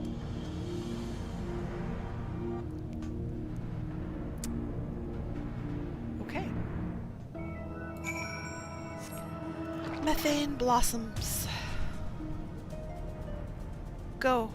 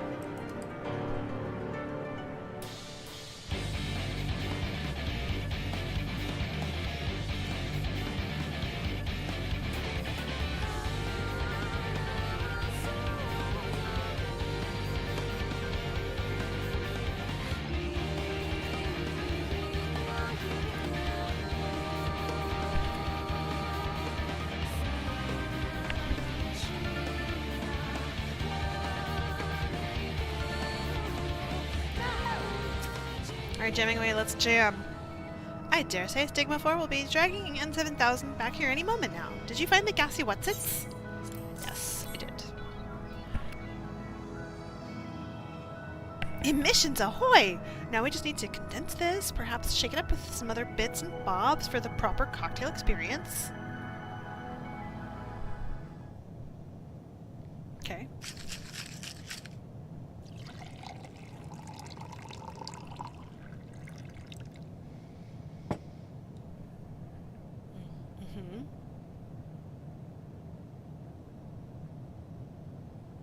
Emergency override command prompt exec chug dot command.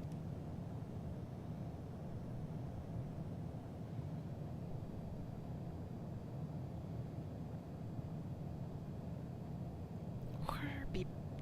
Beverage protocols initiated. Please wait.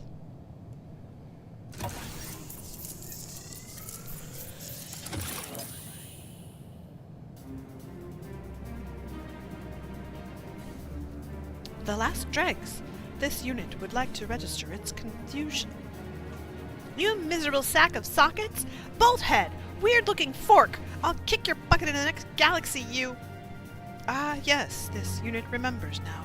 Dialogue with the screeching life form had reached an impasse, so it withdrew to organize its thought processes in peace. This unit became trapped in a processing loop and overheated, but temperatures are now nominal, as your civilization would say. Phew. So you're feeling better? That's the best news I've heard all day. No thanks to you. This unit's circuits are still somewhat muddled. Reviewing event log for flags associated with mission to live.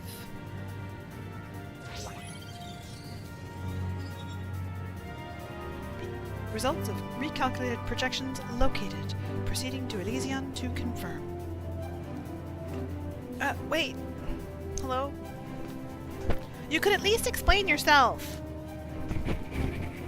It sounds like it's expecting some change to the Dynamis. What sort? I have no idea. After it!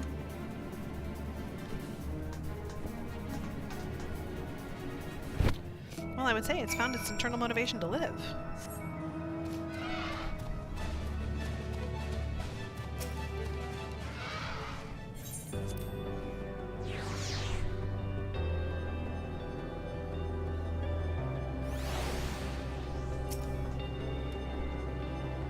Stigma 4's logs confirm that N7000 came this way. Make haste!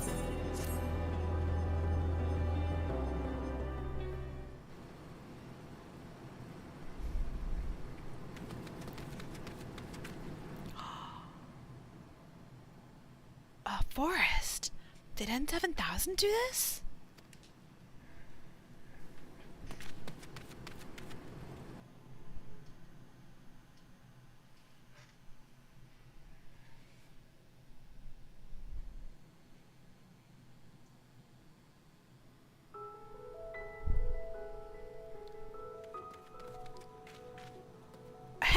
You owe us a very thorough report.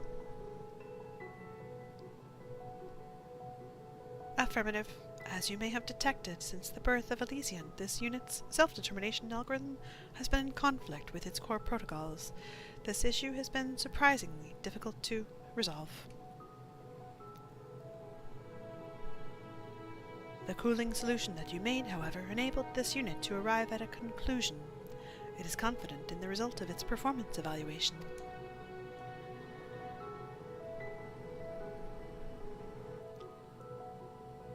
First, a thought experiment for allied units. How has this unit transformed the landscape of Elysion, despite its nature as a replicated mechanical life form? Your nature doesn't matter.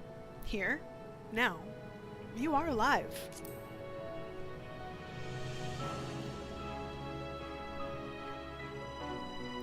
Though the dead are gone, what they left behind lives on in the realm of infinite possibility. A pleasing analysis indeed. This unit regrets not having seen the beauty in it earlier. Thank you, Baobao. This unit will keep your words close to its heart. In the history of the universe, countless possibilities have gone unfulfilled, but it is an error to thus consign them to the realm of the impossible. All the Dynamis requires is that we ask, what if? While sentient lifeforms remain to ask that question, to dream of unrealized futures, this unit cannot agree with the Aya's conclusion that the end of the universe is inevitable. Our data proves that miracles happen. Took you long enough. Honestly, you gave me quite a fright with that shutdown nonsense. Interesting. Would you miss this unit if it were gone, Jammingway? Jammingway? Requesting acknowledgement of warm and fuzzy feelings. Never in a billion years, Bolt Brain! Denied! Denied! Denied!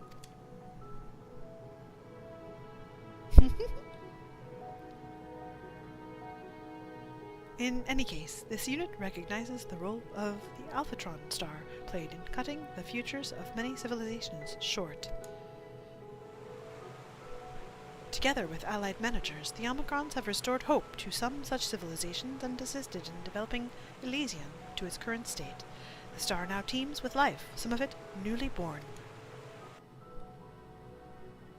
Calculations may say that this is sufficient to fulfill this unit's mission, but this unit disagrees. What we have accomplished thus far is a significant step toward a new future for the Omicrons, but not the last. This unit believes in infinite possibilities beyond the projection capabilities of even Stigma 4. Alongside our allies at the Dregs, we must continue to make them real.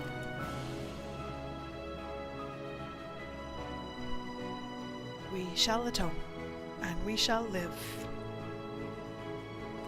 A worthy purpose, if you ask me, which you ought to, given that I'm still your business partner. Gladly acknowledge Jammingway.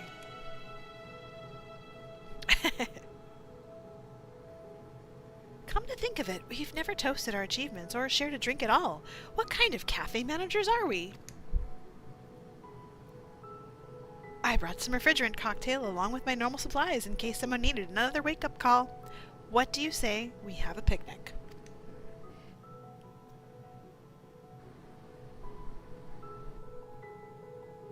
Let's do it.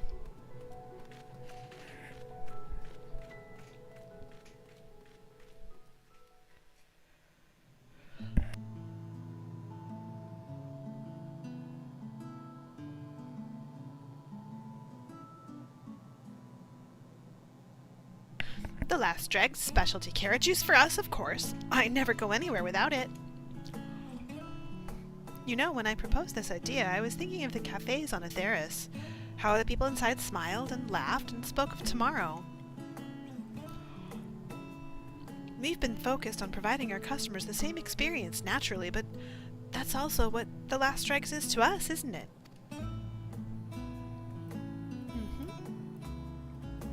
Affirmative.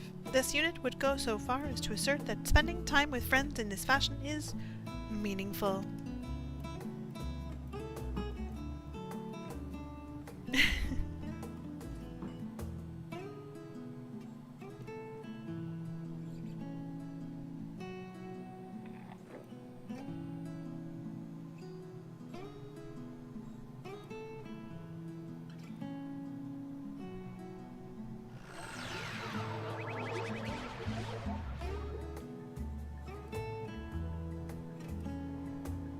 This sense of satisfaction is what organic life forms persistently term happiness, is it not?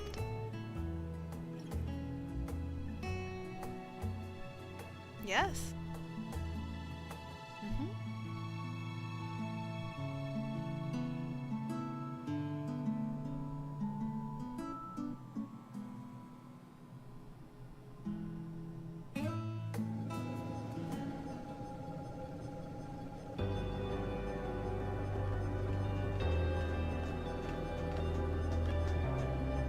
That was the best carrot juice I've had in my whole loperate life. That raises several questions, but this unit will restrain itself in favor of thanking Baobao once again for her assistance in its time of need. This unit apologizes for burdening you with additional shifts. I note that you have yet to apologize to me for the distress you've caused. This unit has been distressed numerous times due to unwarranted screeching from the hyperbole-prone life form, and thus considers us even. Grrr, see if I save your sorry scrap metal ever again. Additionally, this unit would prefer that as business partners we provide mutual assistance as a matter of course. That is what organic life forms mean by partnership, is it not? So long as you hold up your part of the bargain, we're going to keep the last dregs open until the very end of the universe. And beyond. No universe is ending on our watch.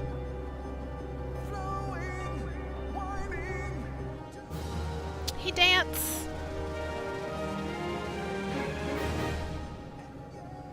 I think I maxed. Maybe not. Oh.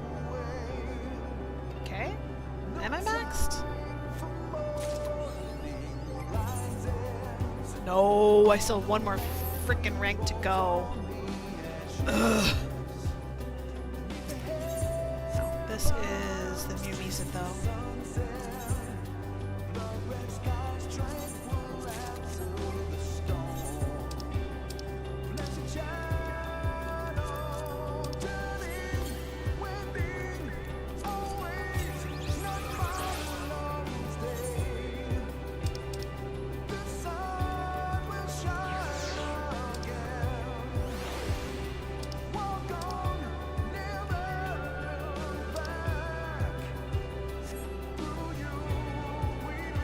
I can't do any more quests today.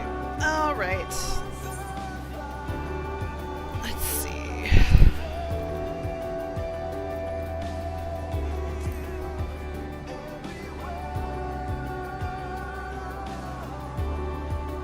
Oh, I'm still doing pixies.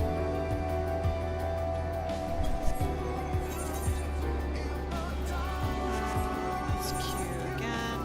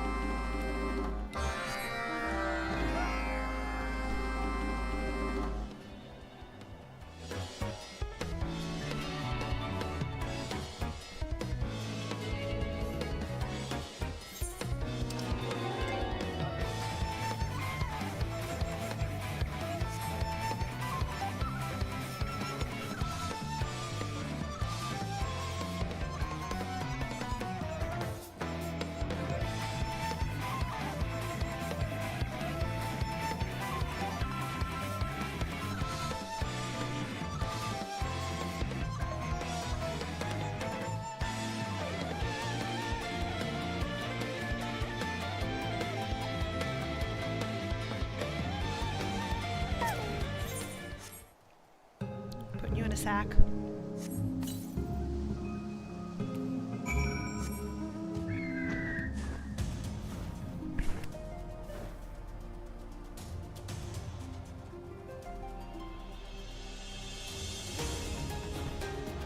shit, there's another trapped hookah.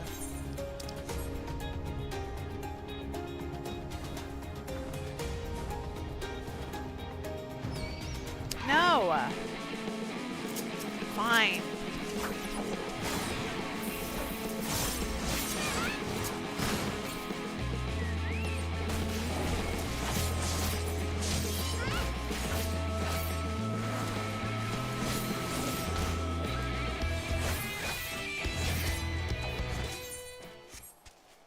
Get in the bag.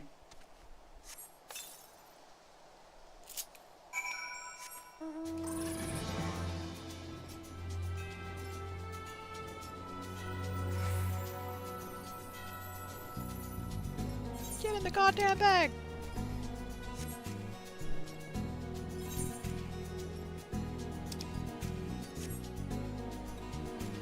Okay, mushroom spawn.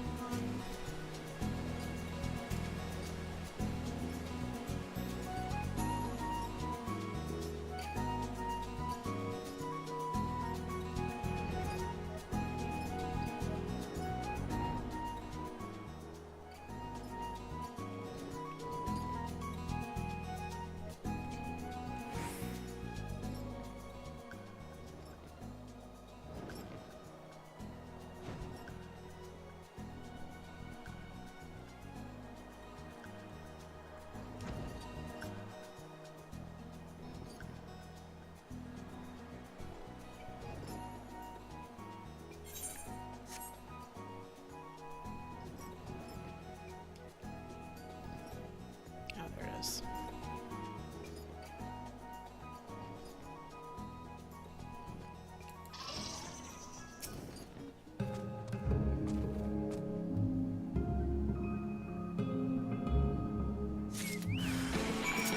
Of course.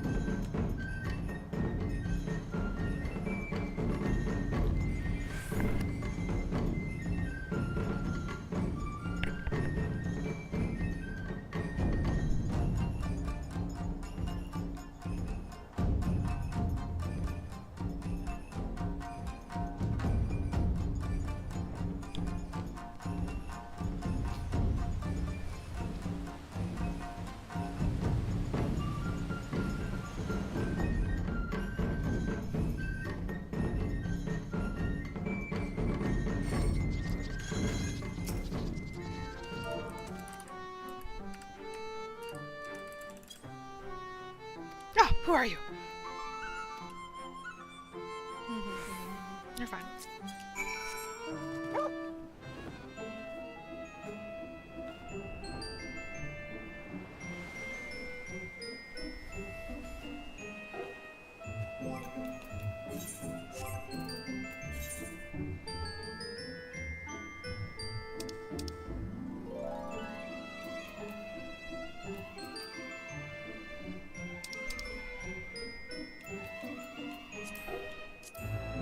Oh no. That's not what I meant to do.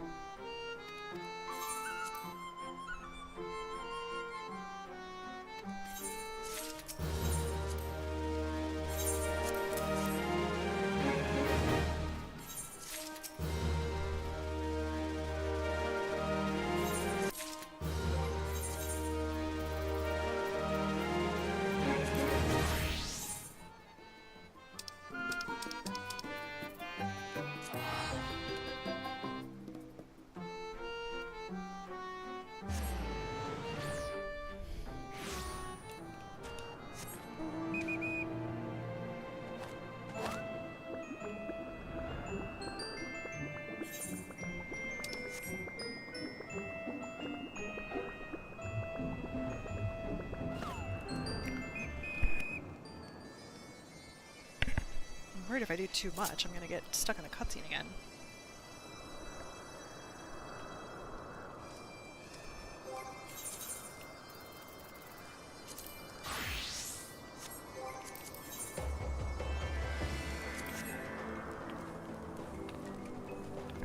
Let's just wait for a moment.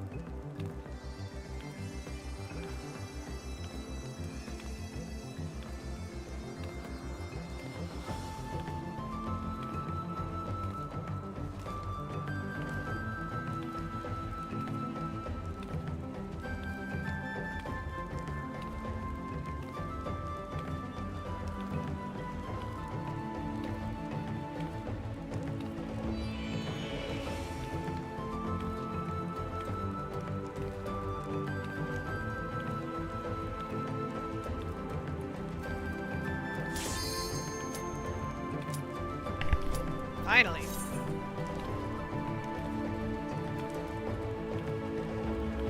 This is just gonna transport me straight back to Pandemonium afterwards, too.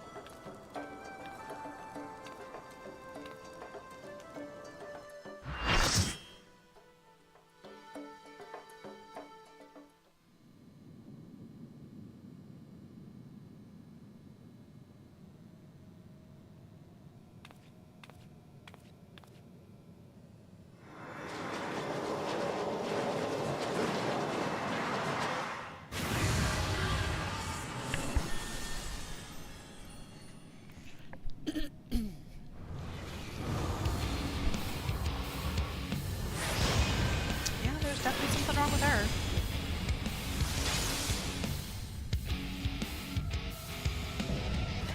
Prometheus. Hegemony.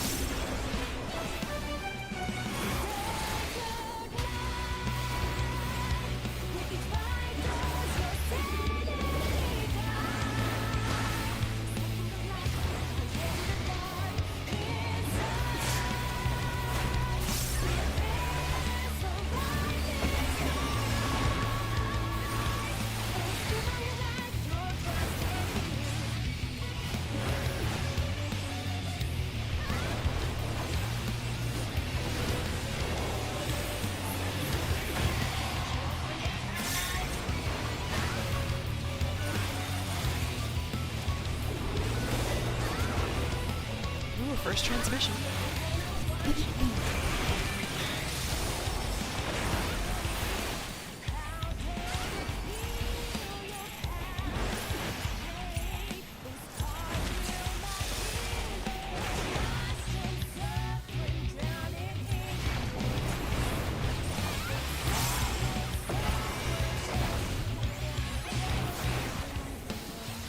Ooh, everybody turned around. I'm so proud.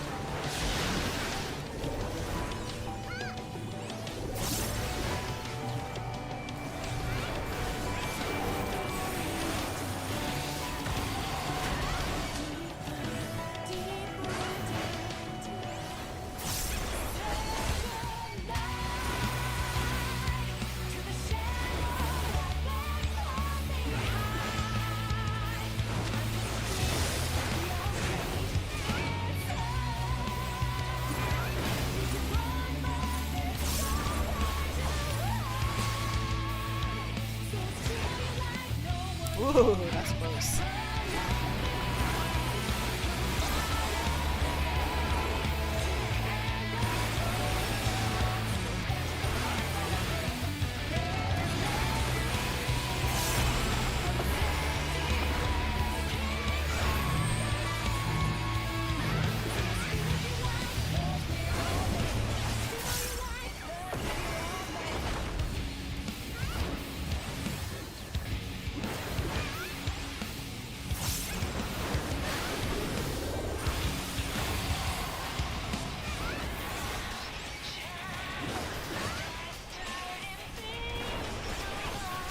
GPS are smoking it.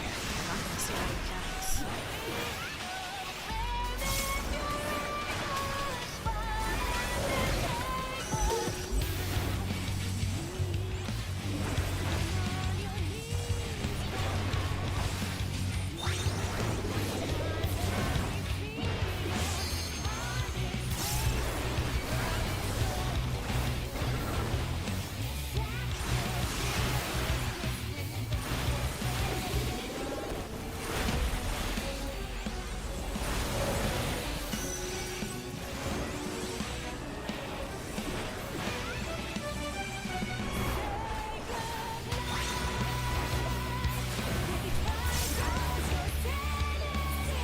Nice job.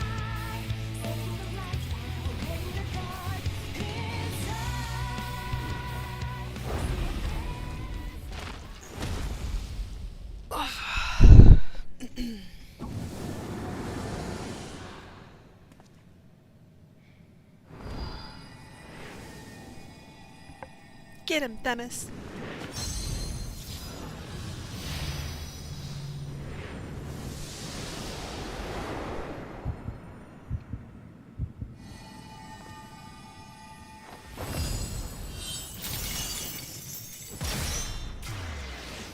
Beautiful.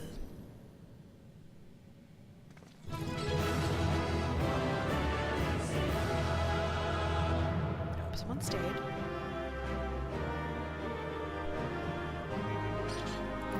Yay! Got to calm someone.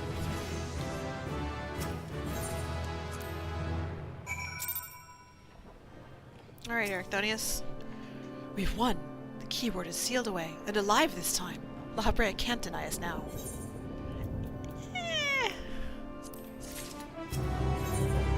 Ericthonius seems eager to dispel La Habrea's doubts.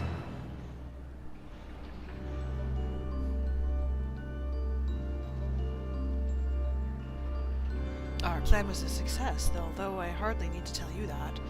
Hegemony has been sealed away, and now you have no choice but to admit the merit in our methods. You have the right of it. I am not so petty as to deny the achievements of those I've squabbled with, no matter how strongly we disagree.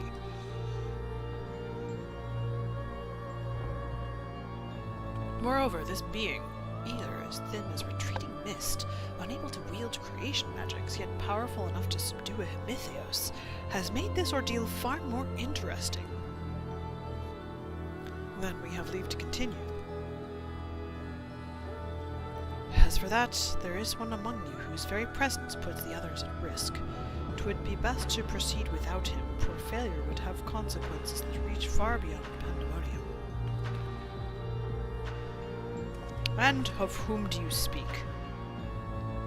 A warder who cannot even conduct his duty without aid. In this place, hope alone is not enough to overcome what awaits you. A single misstep will send all to their doom.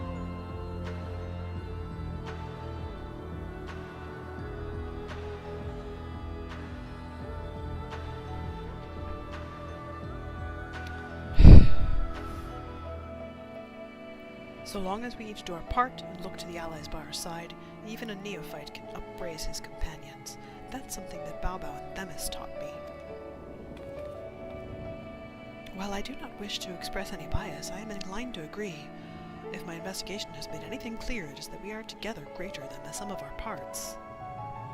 And hope has brought us this far. It drives us to seek the right path, and to act before that path lies closed to us. Then tell me, what is it you hope for?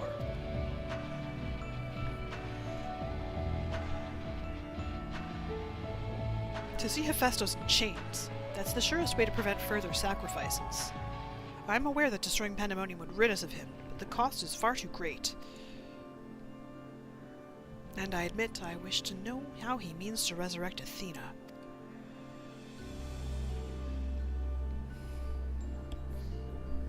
And there we have it. You must leave this place at once, and do not think to set foot in Pandemonium again.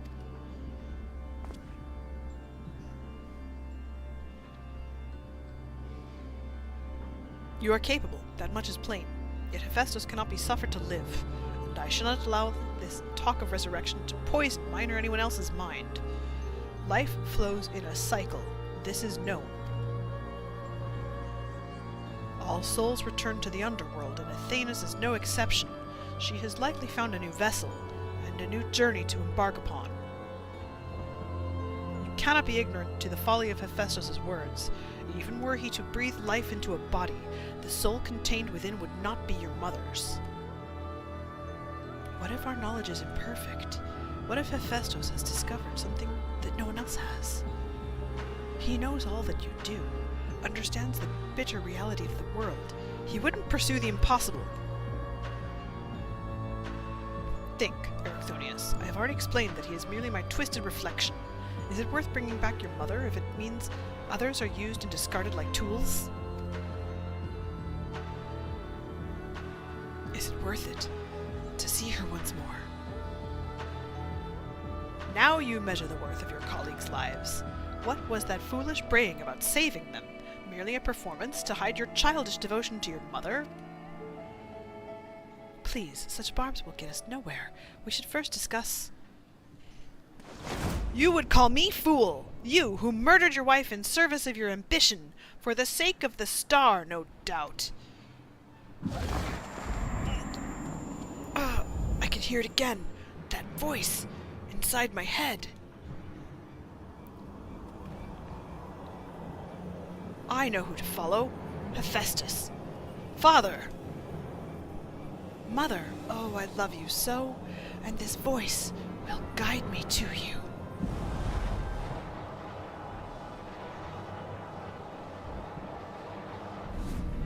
No, listen not. Listen not, Erichthonius. Apologies. Taught me that a calm heart stays the course, but I could never even grasp the rudder.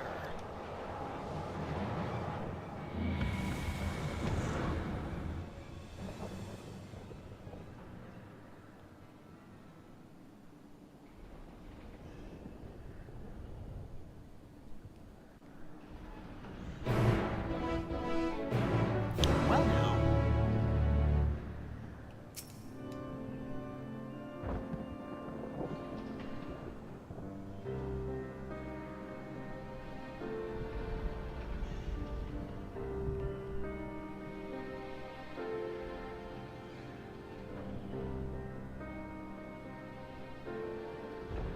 Hephaestus is cunning despite his warped mind. Whatever took hold of Erichthonius, it made short work of his reason.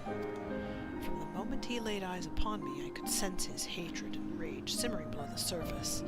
'Twas but a matter of time until it spilled forth, and that was when he fell into the spell's embrace. A magic woven with such skill that Erichthonius himself failed to notice it until it was too late.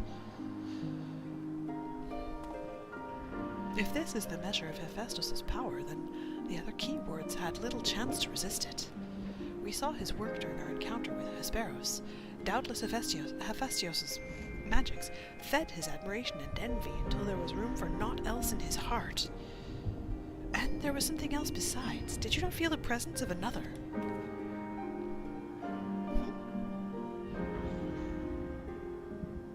I told him not to fall prey to the voice. As I thought, someone was trying to warn Erichthonius, but whom? Could it have been one of the keywords? Alas, their warning arrived too late. I had already provoked Erichthonius past the point of no return. I bear the burden for this failure. In my stubbornness I could but scorn the boy, and Hephaestus knew that. And now I dread to think of the ordeal that awaits him due to my rashness.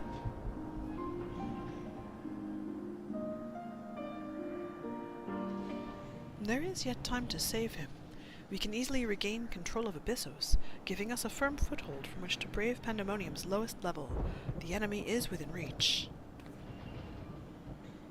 Let's kick his ass. Just as with Hesperos, Erichthonius is in danger of being consumed by Hephaestus' spell. However, I have faith that he will not easily lose sight of himself. The way forward is clear. La Habrea, pray tell us all you know of what we shall find beyond Abyssos.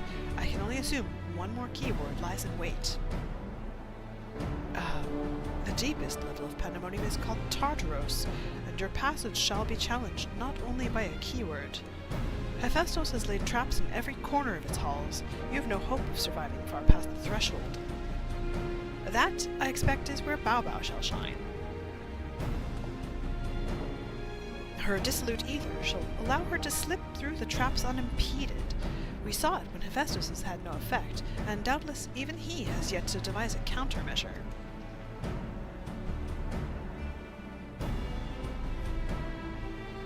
Then time is of the essence.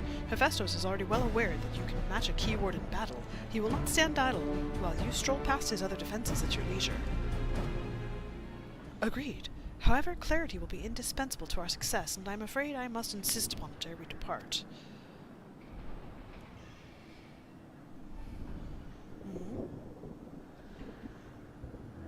We have yet to discern to what end Hephaestus would use Erichthonius. If you know, I would ask that you enlighten us. And then there is the matter of Athena. Why do you so fiercely rebuke Erichthonius' feelings for his mother? While I understand the very thought of resurrecting the dead is anathema, you act as if grief over her passing should be equally so. How are we to grapple with what plagues our friend and drives our foe, if you refuse to acknowledge it?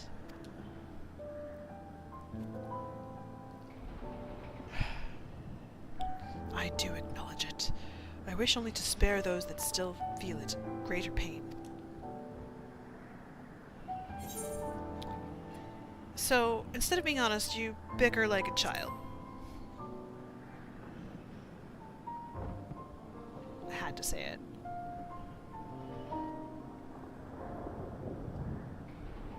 How dare you? No, you're right. The blame for Erichthonius' fate rests squarely on my shoulders. Very well, I shall lay bare the truth, but only after the foe before us has been laid low.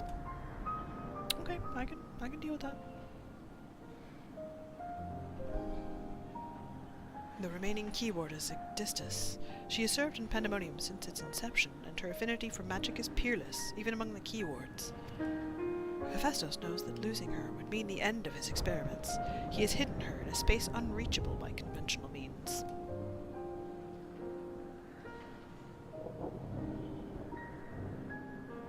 But your presence makes mockery of such barriers. The scarcity of your ether means it would be trivial to send you directly to Igdistis. We shall approach as closely as caution will allow. We know where the battle will commence, so I do not anticipate difficulty in detecting your presence. From afar, I shall do my best to provide you with ground on which to fight and phantom allies to aid you. As for the interment, I have yet to think of a foolproof method. Interment shall not be necessary. From here I can sense Igdistis' essence, but it is scarcely recognizable. Hephaestus was more ambitious with her than he was with Hegemony. She has been transfigured such that barely a scantling of herself remains. We can but take comfort in what a mercy the underworld will be to her.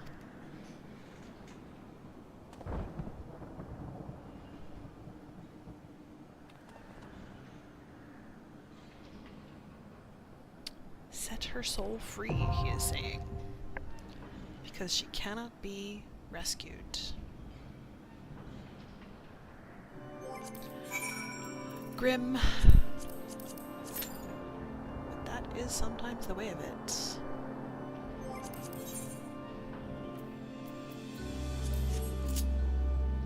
Be right back.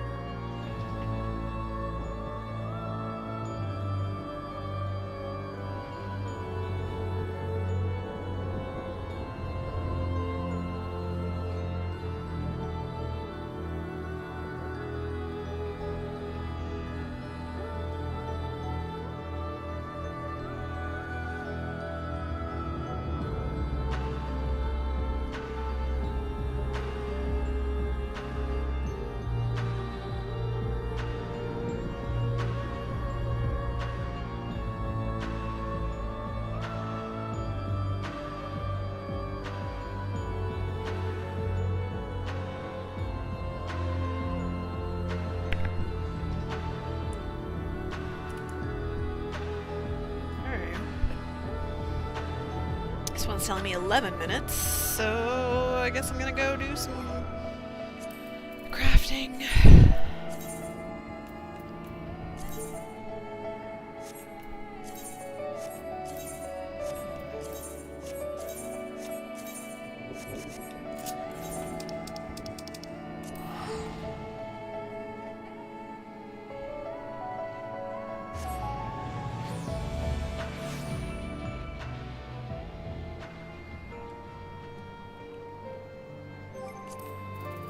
I literally just looked at it and I've already forgotten. Resistance material.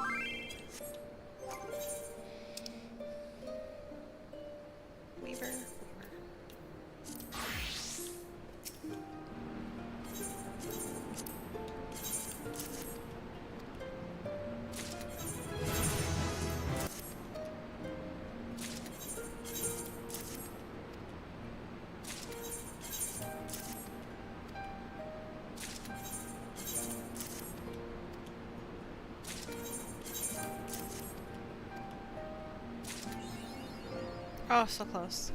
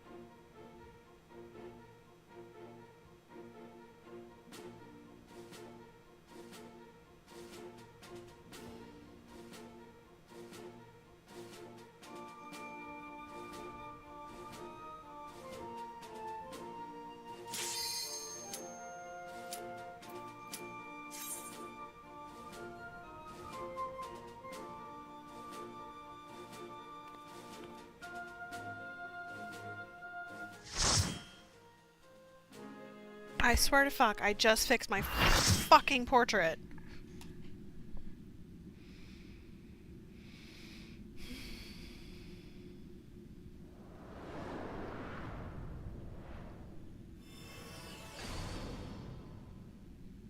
Tree?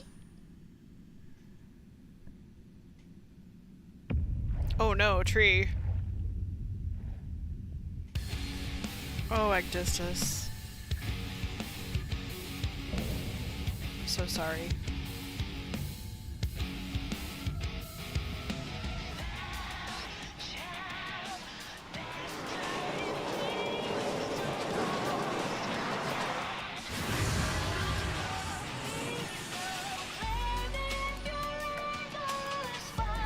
Poor tree.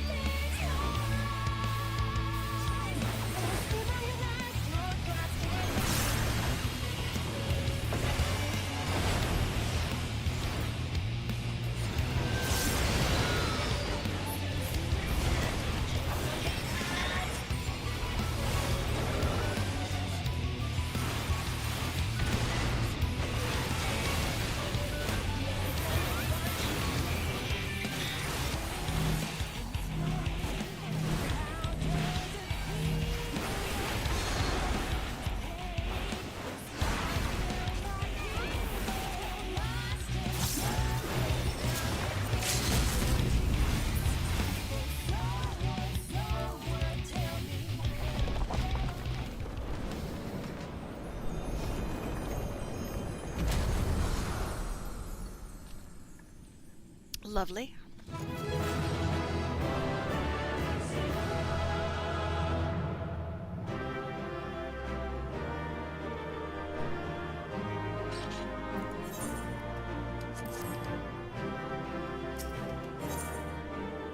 Duvals.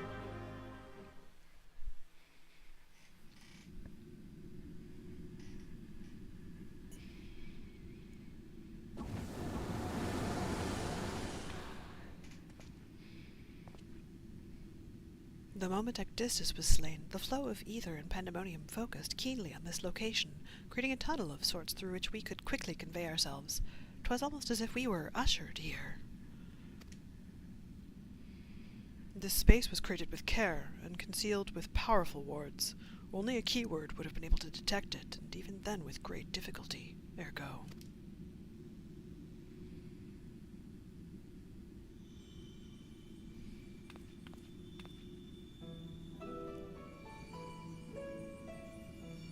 If only I could restore Tartarus to order, but I am afraid this is the most I can manage with such power as remains to me.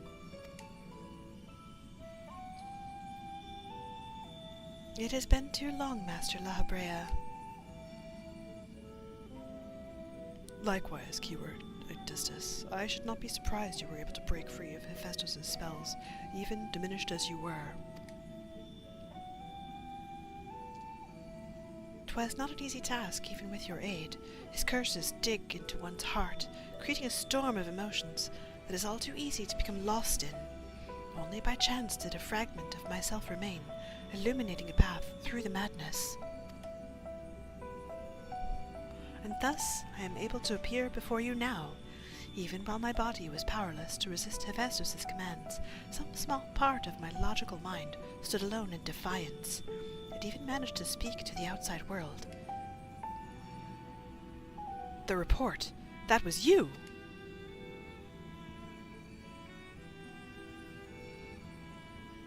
Doubtless you recognized my voice from the many times I have called out to you.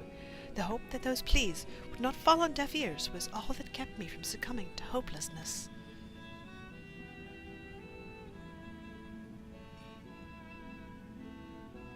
But I have a greater purpose here than simply saying my farewells. There is something you must know, that the tragedies of the past do not repeat in the present.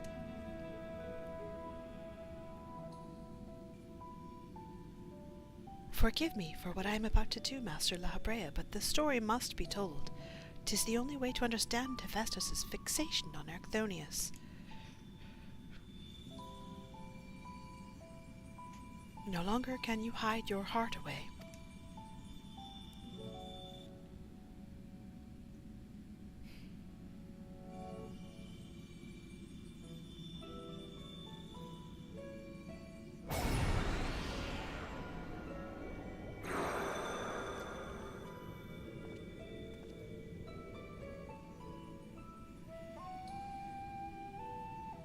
Hephaestus? No, the mask marks him as Lalafell.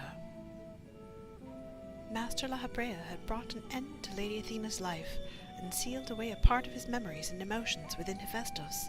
These are my recollections of the moments following. And you truly have no intention of revealing the truth to Erchthonius? My lesser half is now buried where none can find it. We would be wise to do the same with our memory of this day. Blood shall not sway the spirit so, but Athena's teachings have warped the boy. I fear he would see our star burn to keep his mother safe. Erchthonius believes that he feels love, but he is shackled by dependence. He could not bear the truth. His dependence makes it all the more important to be open with him. He will seek answers about his mother's loss, which shall inevitably lead him to you. Are you willing to accept the blame for Athena's death? Are you willing to accept your son's hatred?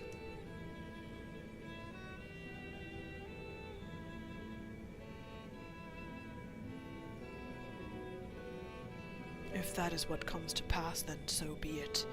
Better to be burdened with hatred than the knowledge that Athena thought his body and soul mere tools, to be used and discarded. Even were I to tell him what his mother plotted, he would ever seek reasons to believe that the true fault lies with me, or with him. Should he merely hate me, he will remain unfettered by doubt, free to serve the star far from his parents' shadow.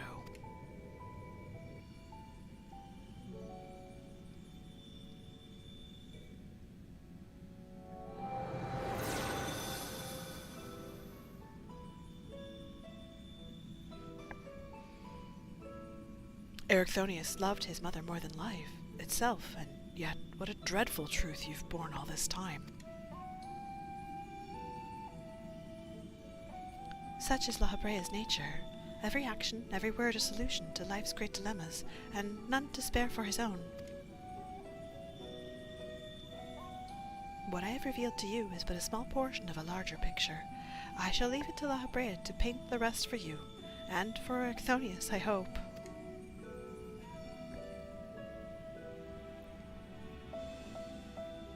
Thank you, Igdistus.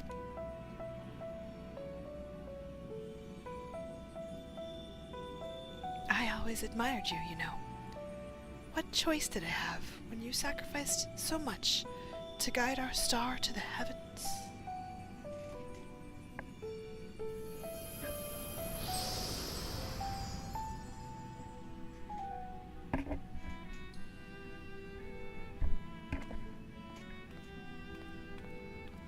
Hephaestus has doubtless sensed that his final keyword has fallen. We should return to the surface before he moves to strike us here. If we are to face him, we must be prepared to bring our full strength to bear.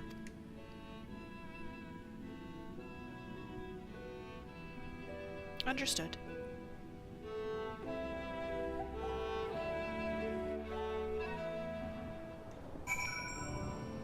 Sir, you got some explaining to do. Igdistus was ever a bold woman, even in her final moments, that she would unearth the secrets of my past for all to look upon. Still, full glad am I that she faced you as her last opponent. I could think of none more worthy to send her soul off to the other side. Okay. Lalafell would speak further of Athena's fate.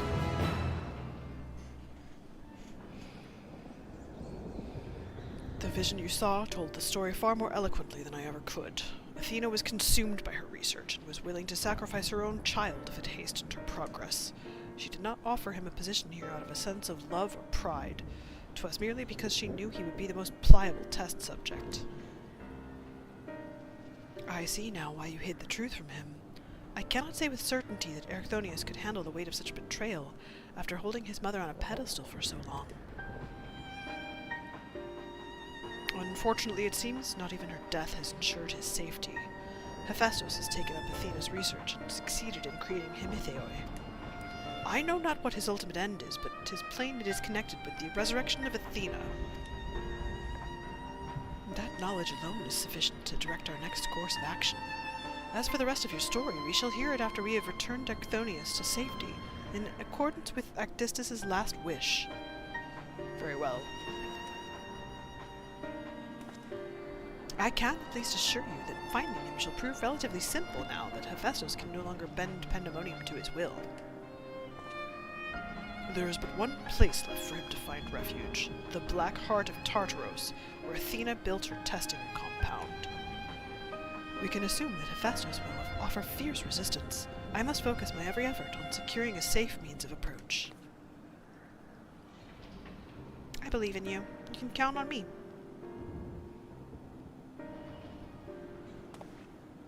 Lalafell, I would ask that you assume the duty of summoning Baobao's phantom warriors. Well, I have no objections. My ability to fight within Tartaros would be greatly diminished in any case. However, I wish to deal the final blow to Hephaestus myself. There is no need to dirty your hands with such a deed. I take it, then, that you have no intent to seal him away as before. The presence I felt when I encountered Hephaestus bore little resemblance to the entity I created. By his own hand, he has become something far more wicked, and the same magics that once shackled him may very well shatter before the power he wields. On my pride as a researcher, I am loath to repeat the same mistake twice. I would not see these events play out again, and so he must be extinguished.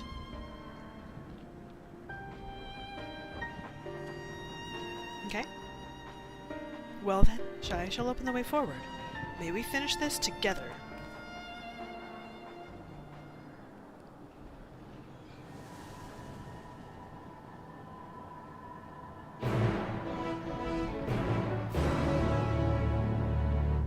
And may my cue pop quickly.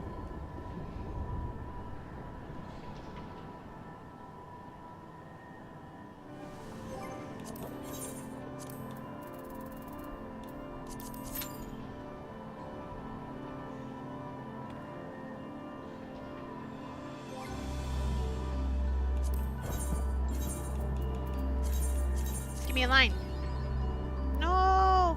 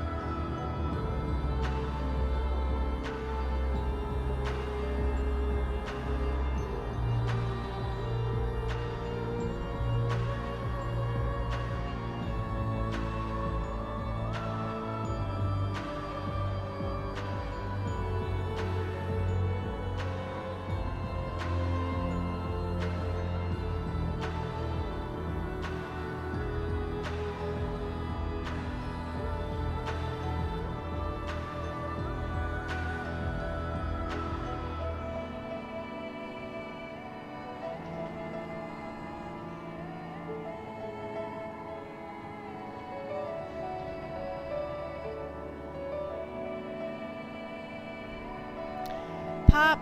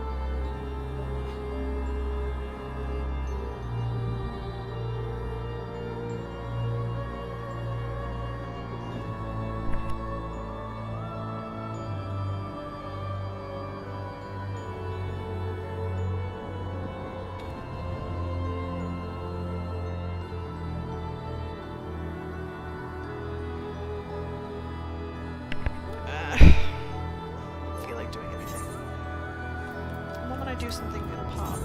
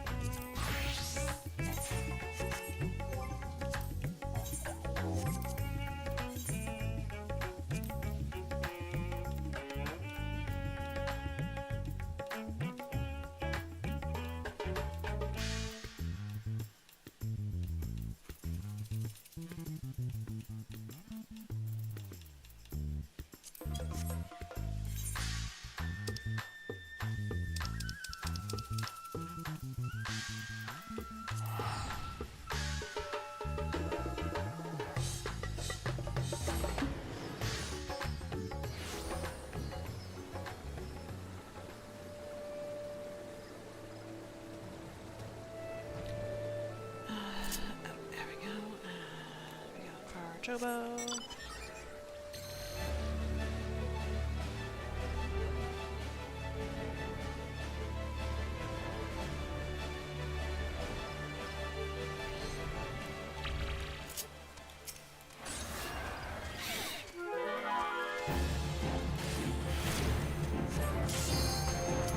Of course.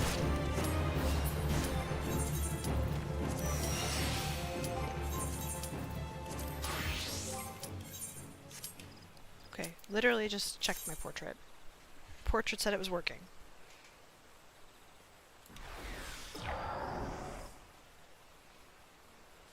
I said I literally just checked my portrait. The portrait was working. So now let's see.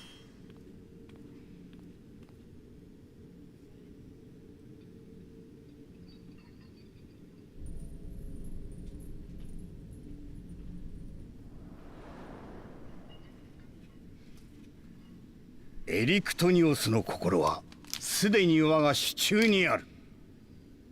あとはお前たちを消し去るのみだ。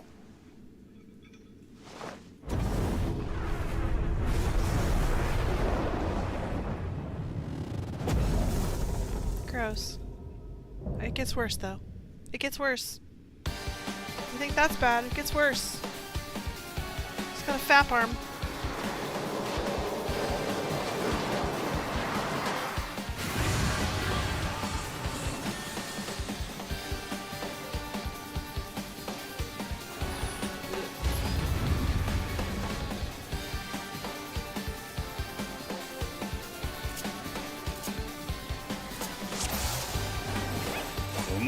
暗き牢獄、次のしとねとしてやろう。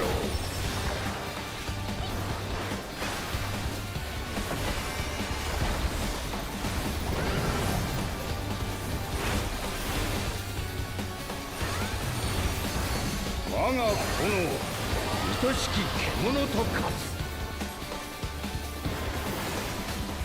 消し止め。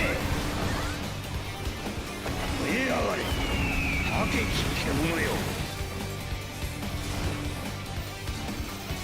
絶望と共に眠れ。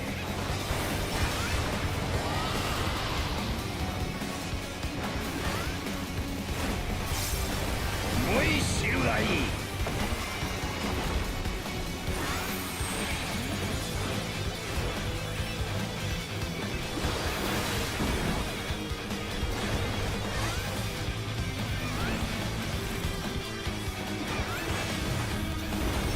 我がミスら捧げた成果、とくと見ろ。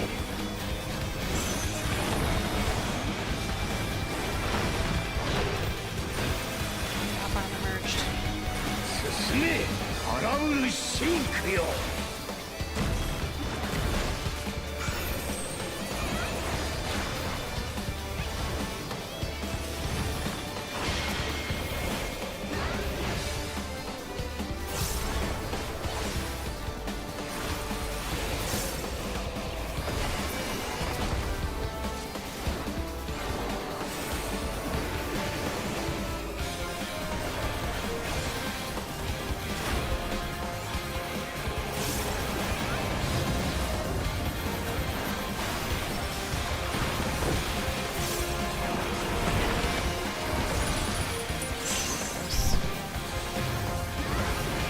煉獄の力を受けるがいい。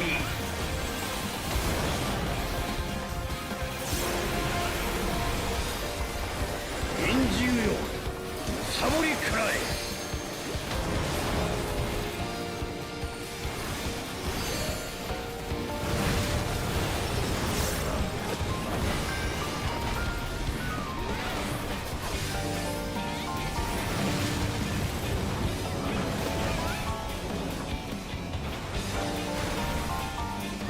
我が炎、愛しき獣と化す。消し止め。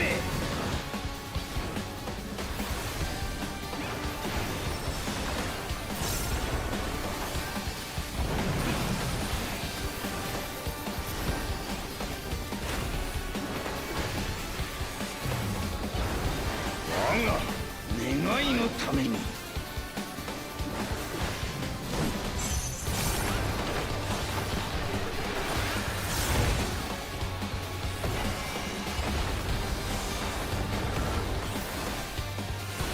今の私はいささか強王だ。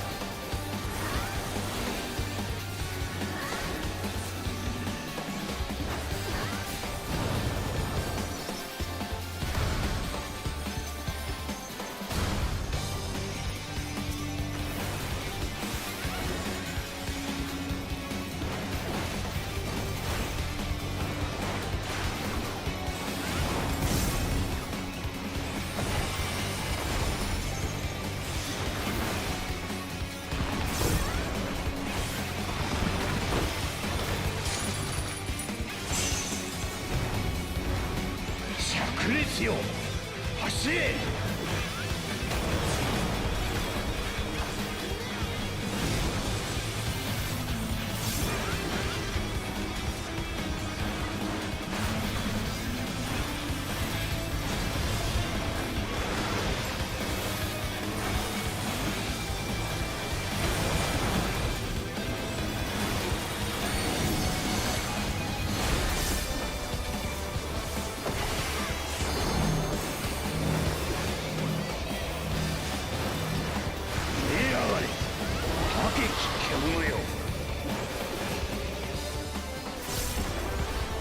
思い知るがいい。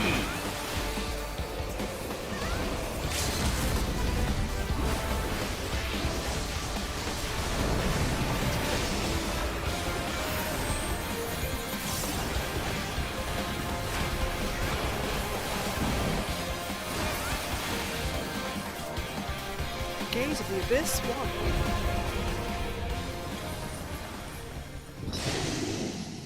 A wind-up Ericthonius has been added to the loot list. We freed the boy!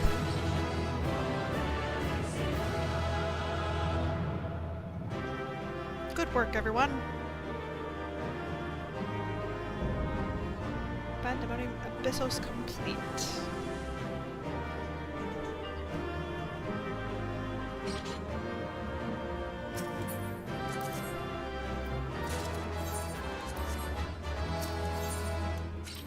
Two comms. Well, how did we do?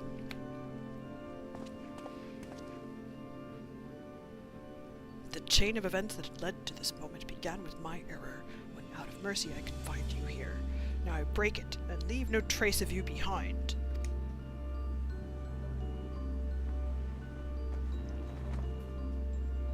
This is not over. I see you will not go peacefully.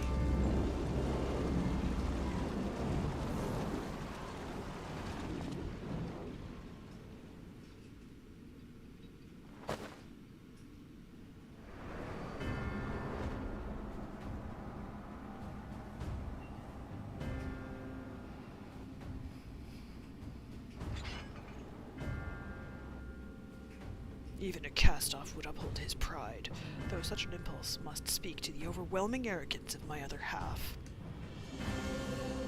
The name Hephaestus shall grow to eclipse yours. None shall remember the deeds of Lalafell once I fulfill Athena's ambition, and bring Ericthonius' dream to life. You speak as if you care a whit for the boy. Why then do you cower behind him? There are some desires which must not be realized. Athena would see the world destroyed if it meant she could find hers in the ruins. As for Ericthonius,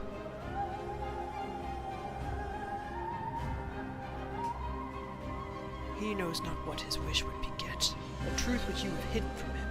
Do you truly believe a father's role is to deceive and manipulate?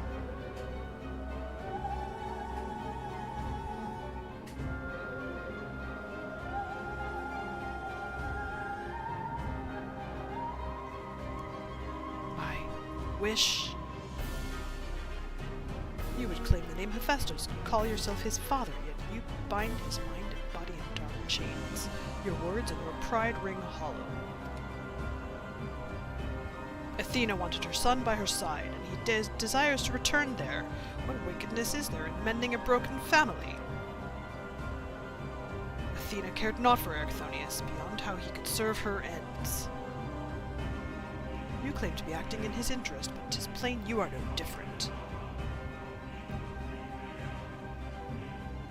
As I ushered Athena to her end, I vowed that my sole mission in life would be to guide this star true. In a service to that vow, I silenced the whispers of my heart. I could not nurture a son whilst an entire world looked to me for guidance. For that choice, I bear the responsibility.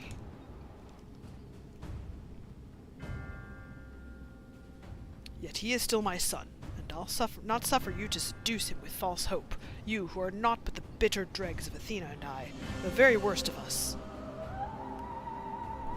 Mother, No. Then who? How do I...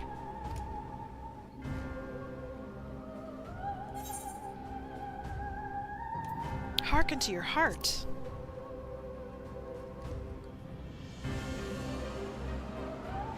I hear you. I owe you, and Themis, an apology. Athena, did you ever? And La Brea, I will have my say.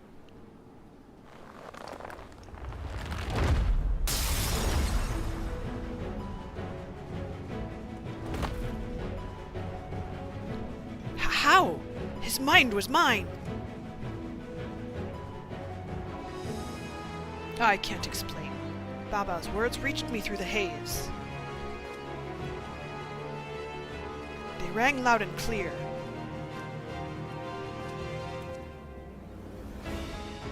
As did the words of another, in a voice much like yours, but resounding with truth.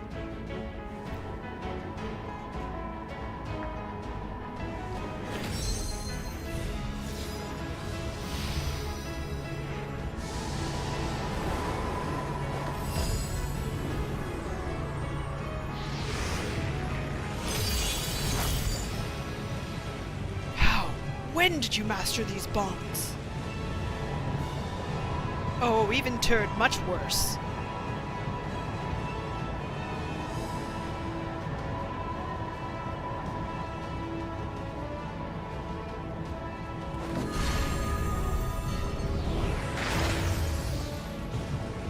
You worthless, you... Arrgh!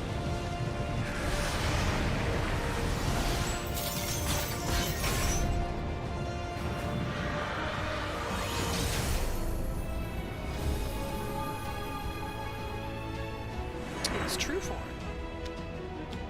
Memory crystal. Ah.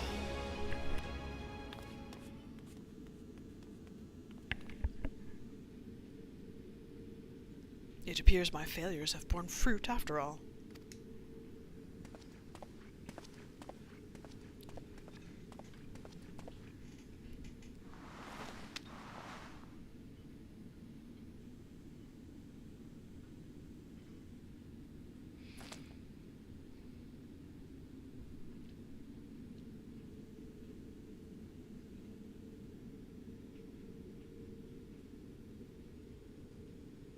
You did well, son.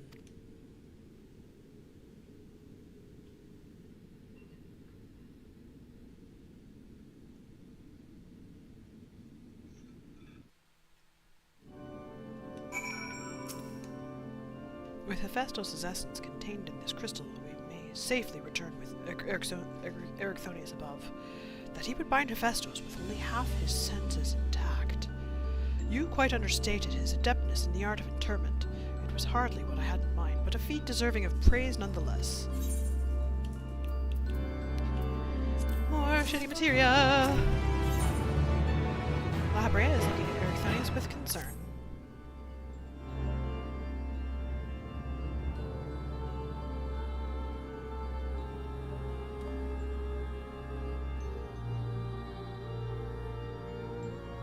I feel no trace of Hephaestus' poison in your mind, and for a blessing, it appears your body is none for the worse for the wear.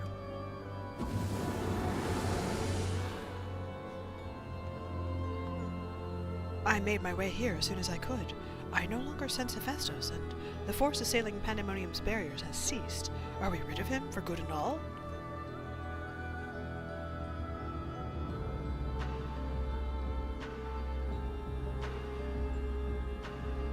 I see. Despite his muddled senses, Erechthonius felt that to seal Hephaestus away was the proper course.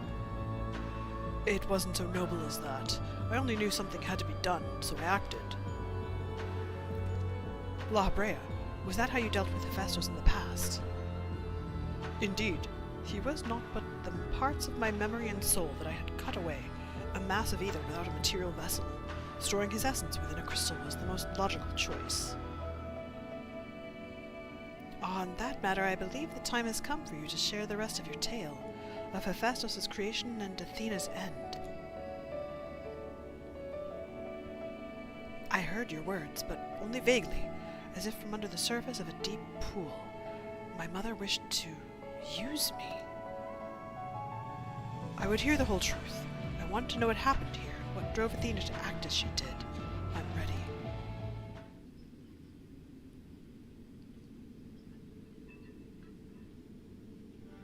Athena's brilliance outshone us all.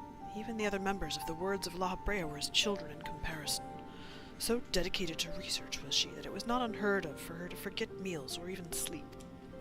Her mind was ever grasping for knowledge, and it was in this endless search that she became obsessed with uncovering the secrets of life. You see, while we can conceive life in various forms, the means of creating a soul are beyond our ken. Similarly, though we can enhance and alter our physical vessels, we have ever been bound to them. Athena's purpose was to shatter these limitations. Such limitations as we were not meant to surpass. She sought to enter the realm of gods. Scarce few have the ability to comprehend what such a task entails, let alone the courage to attempt it.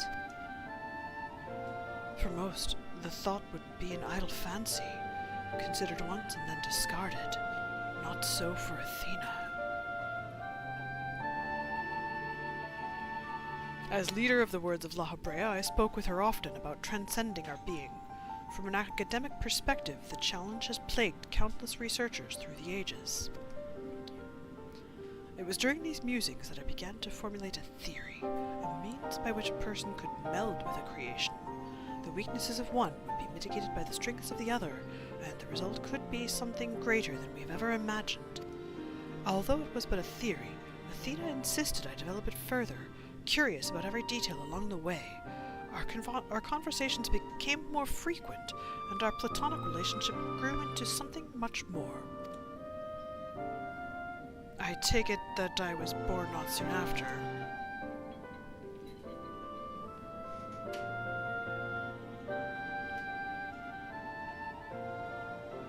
Just so. I believed she bore true affection for me and was blind to her hidden intentions. When Pandemonium was built and she requested to lead the researchers, I saw no reason to deny her. Even setting aside our relationship, her accomplishments as a scholar made her the obvious choice. However, in giving her Pandemonium, I also gave her free rein to conduct whatsoever experiments she could devise. And when you found out what she was doing, you killed her. I made haste to Pandemonium the moment I learned of these hidden chambers. I left Abyssos to keep watch from Tartaros's vestibule as I ventured deeper, knowing not what would await me.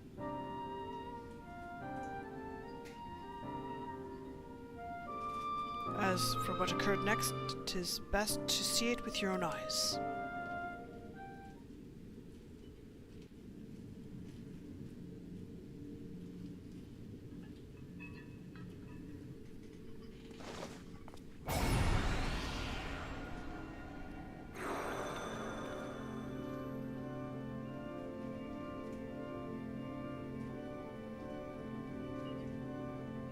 Is that me?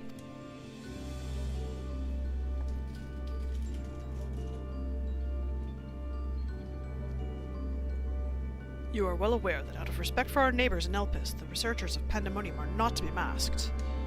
Yet you stand before me with your face covered. What petty defiance is this? What indeed? So quick you are to rebuke me, though you yourself have not set foot in these halls since their inception. You must have known you could not conceal this from myself and Abyssos forever, and as well you know that I cannot allow it to continue. I shall say this but once. Release Erechthonius. else I have no choice but to strike you down.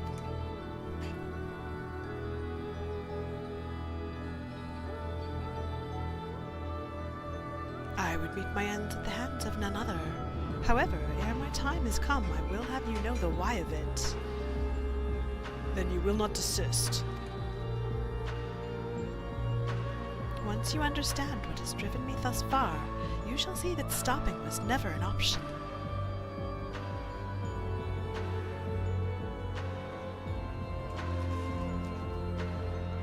The feelings of one weigh little against the needs of the entire star. Of course, of that I am well aware, but you did not deign to descend from your lofty heights simply to lecture me as you would a child. You have an interest in my motivations. What possessed Athena, peerless researcher and mother to the son of the great Lalafell, to embark upon the path to her downfall?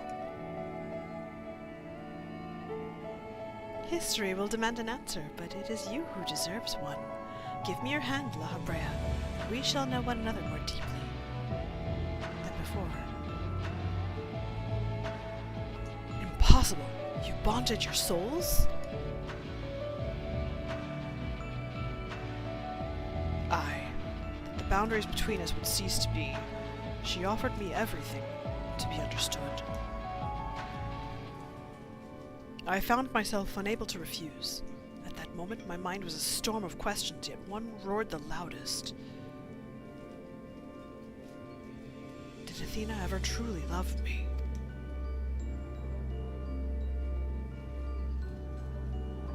I am become thee, memory and mind.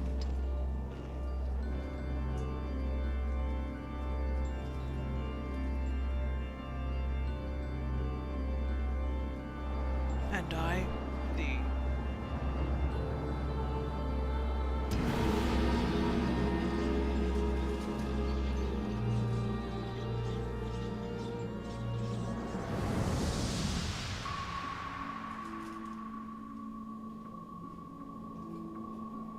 Can you feel it?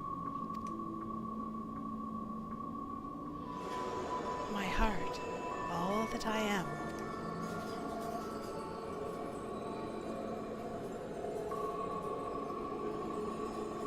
Yes, as if it were my own.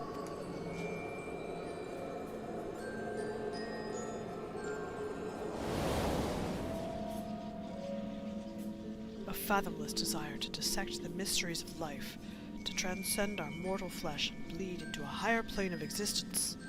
An unquenchable thirst for knowledge. Not a single thought spared for another, for the star.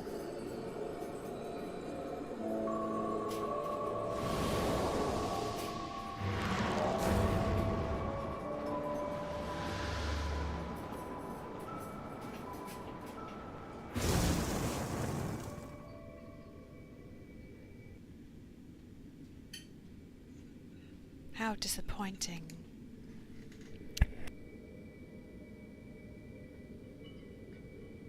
Yet what is known cannot be unknown. You have beheld my life's work. Try as you might to excise the memory, the seed of desire remains, and when it takes root, you too shall be consumed by the self-same fervor.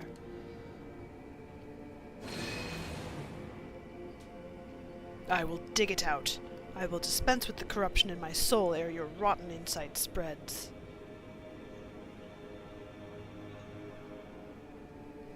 'Twas my weakness that let this wickedness fester, but never again. Today I cast aside fickle emotion and abide in duty alone. Today I renounce all that I was and live only as La Habrea.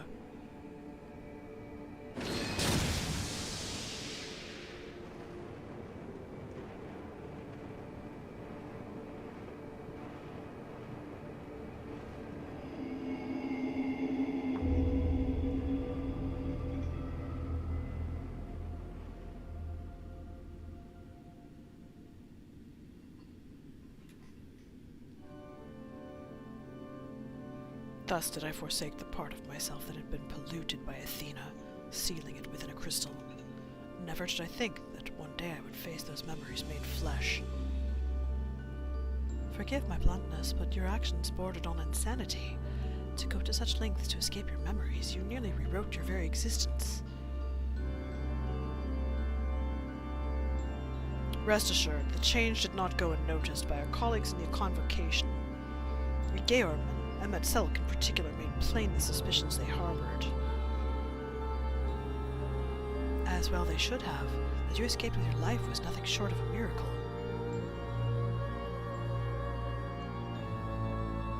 Why didn't you destroy the crystal then and there? Did you think to one day make use of the knowledge it contained? I will not deny such considerations played into my decision, but my main motivation was fear. I had never attempted such a feat before. The crystal was my sole recourse, should something go awry with the remainder of my soul. In hindsight, to cling to it was a mistake born of doubt. Athena must have anticipated that I would resort to such measures and prepared a vessel beforehand that would accept the dregs of my soul.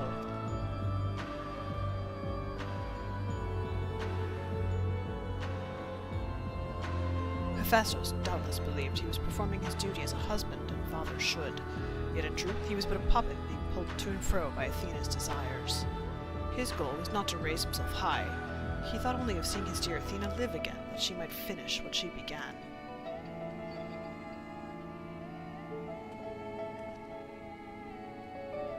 Yet for all of that, he and I were alike. We yet shared a fatal flaw, you see. Our need for control blinded us to other perspectives.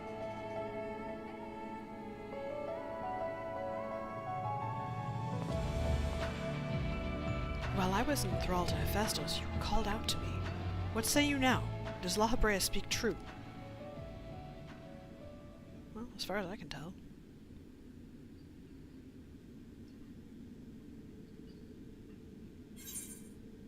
Yes, and now it's your turn to do the same.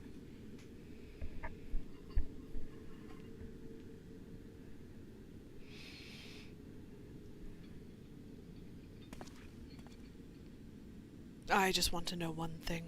Did you truly believe that hiding the truth was best for me, even knowing how I felt about my mother? The Lalafell I know had a fatal flaw, after all. I'm still not convinced. I have said all that I can say. Now it is for you to choose to believe me or not.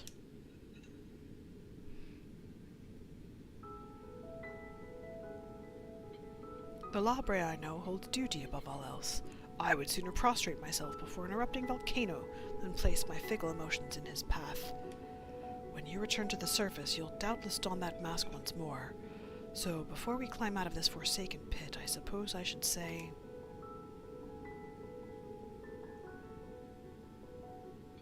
Thank you, Hephaestus.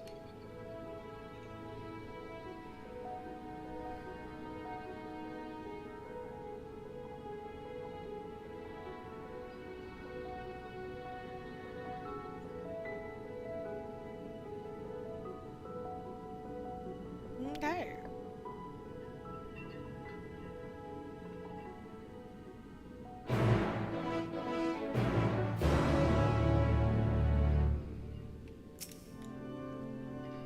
I've heard enough.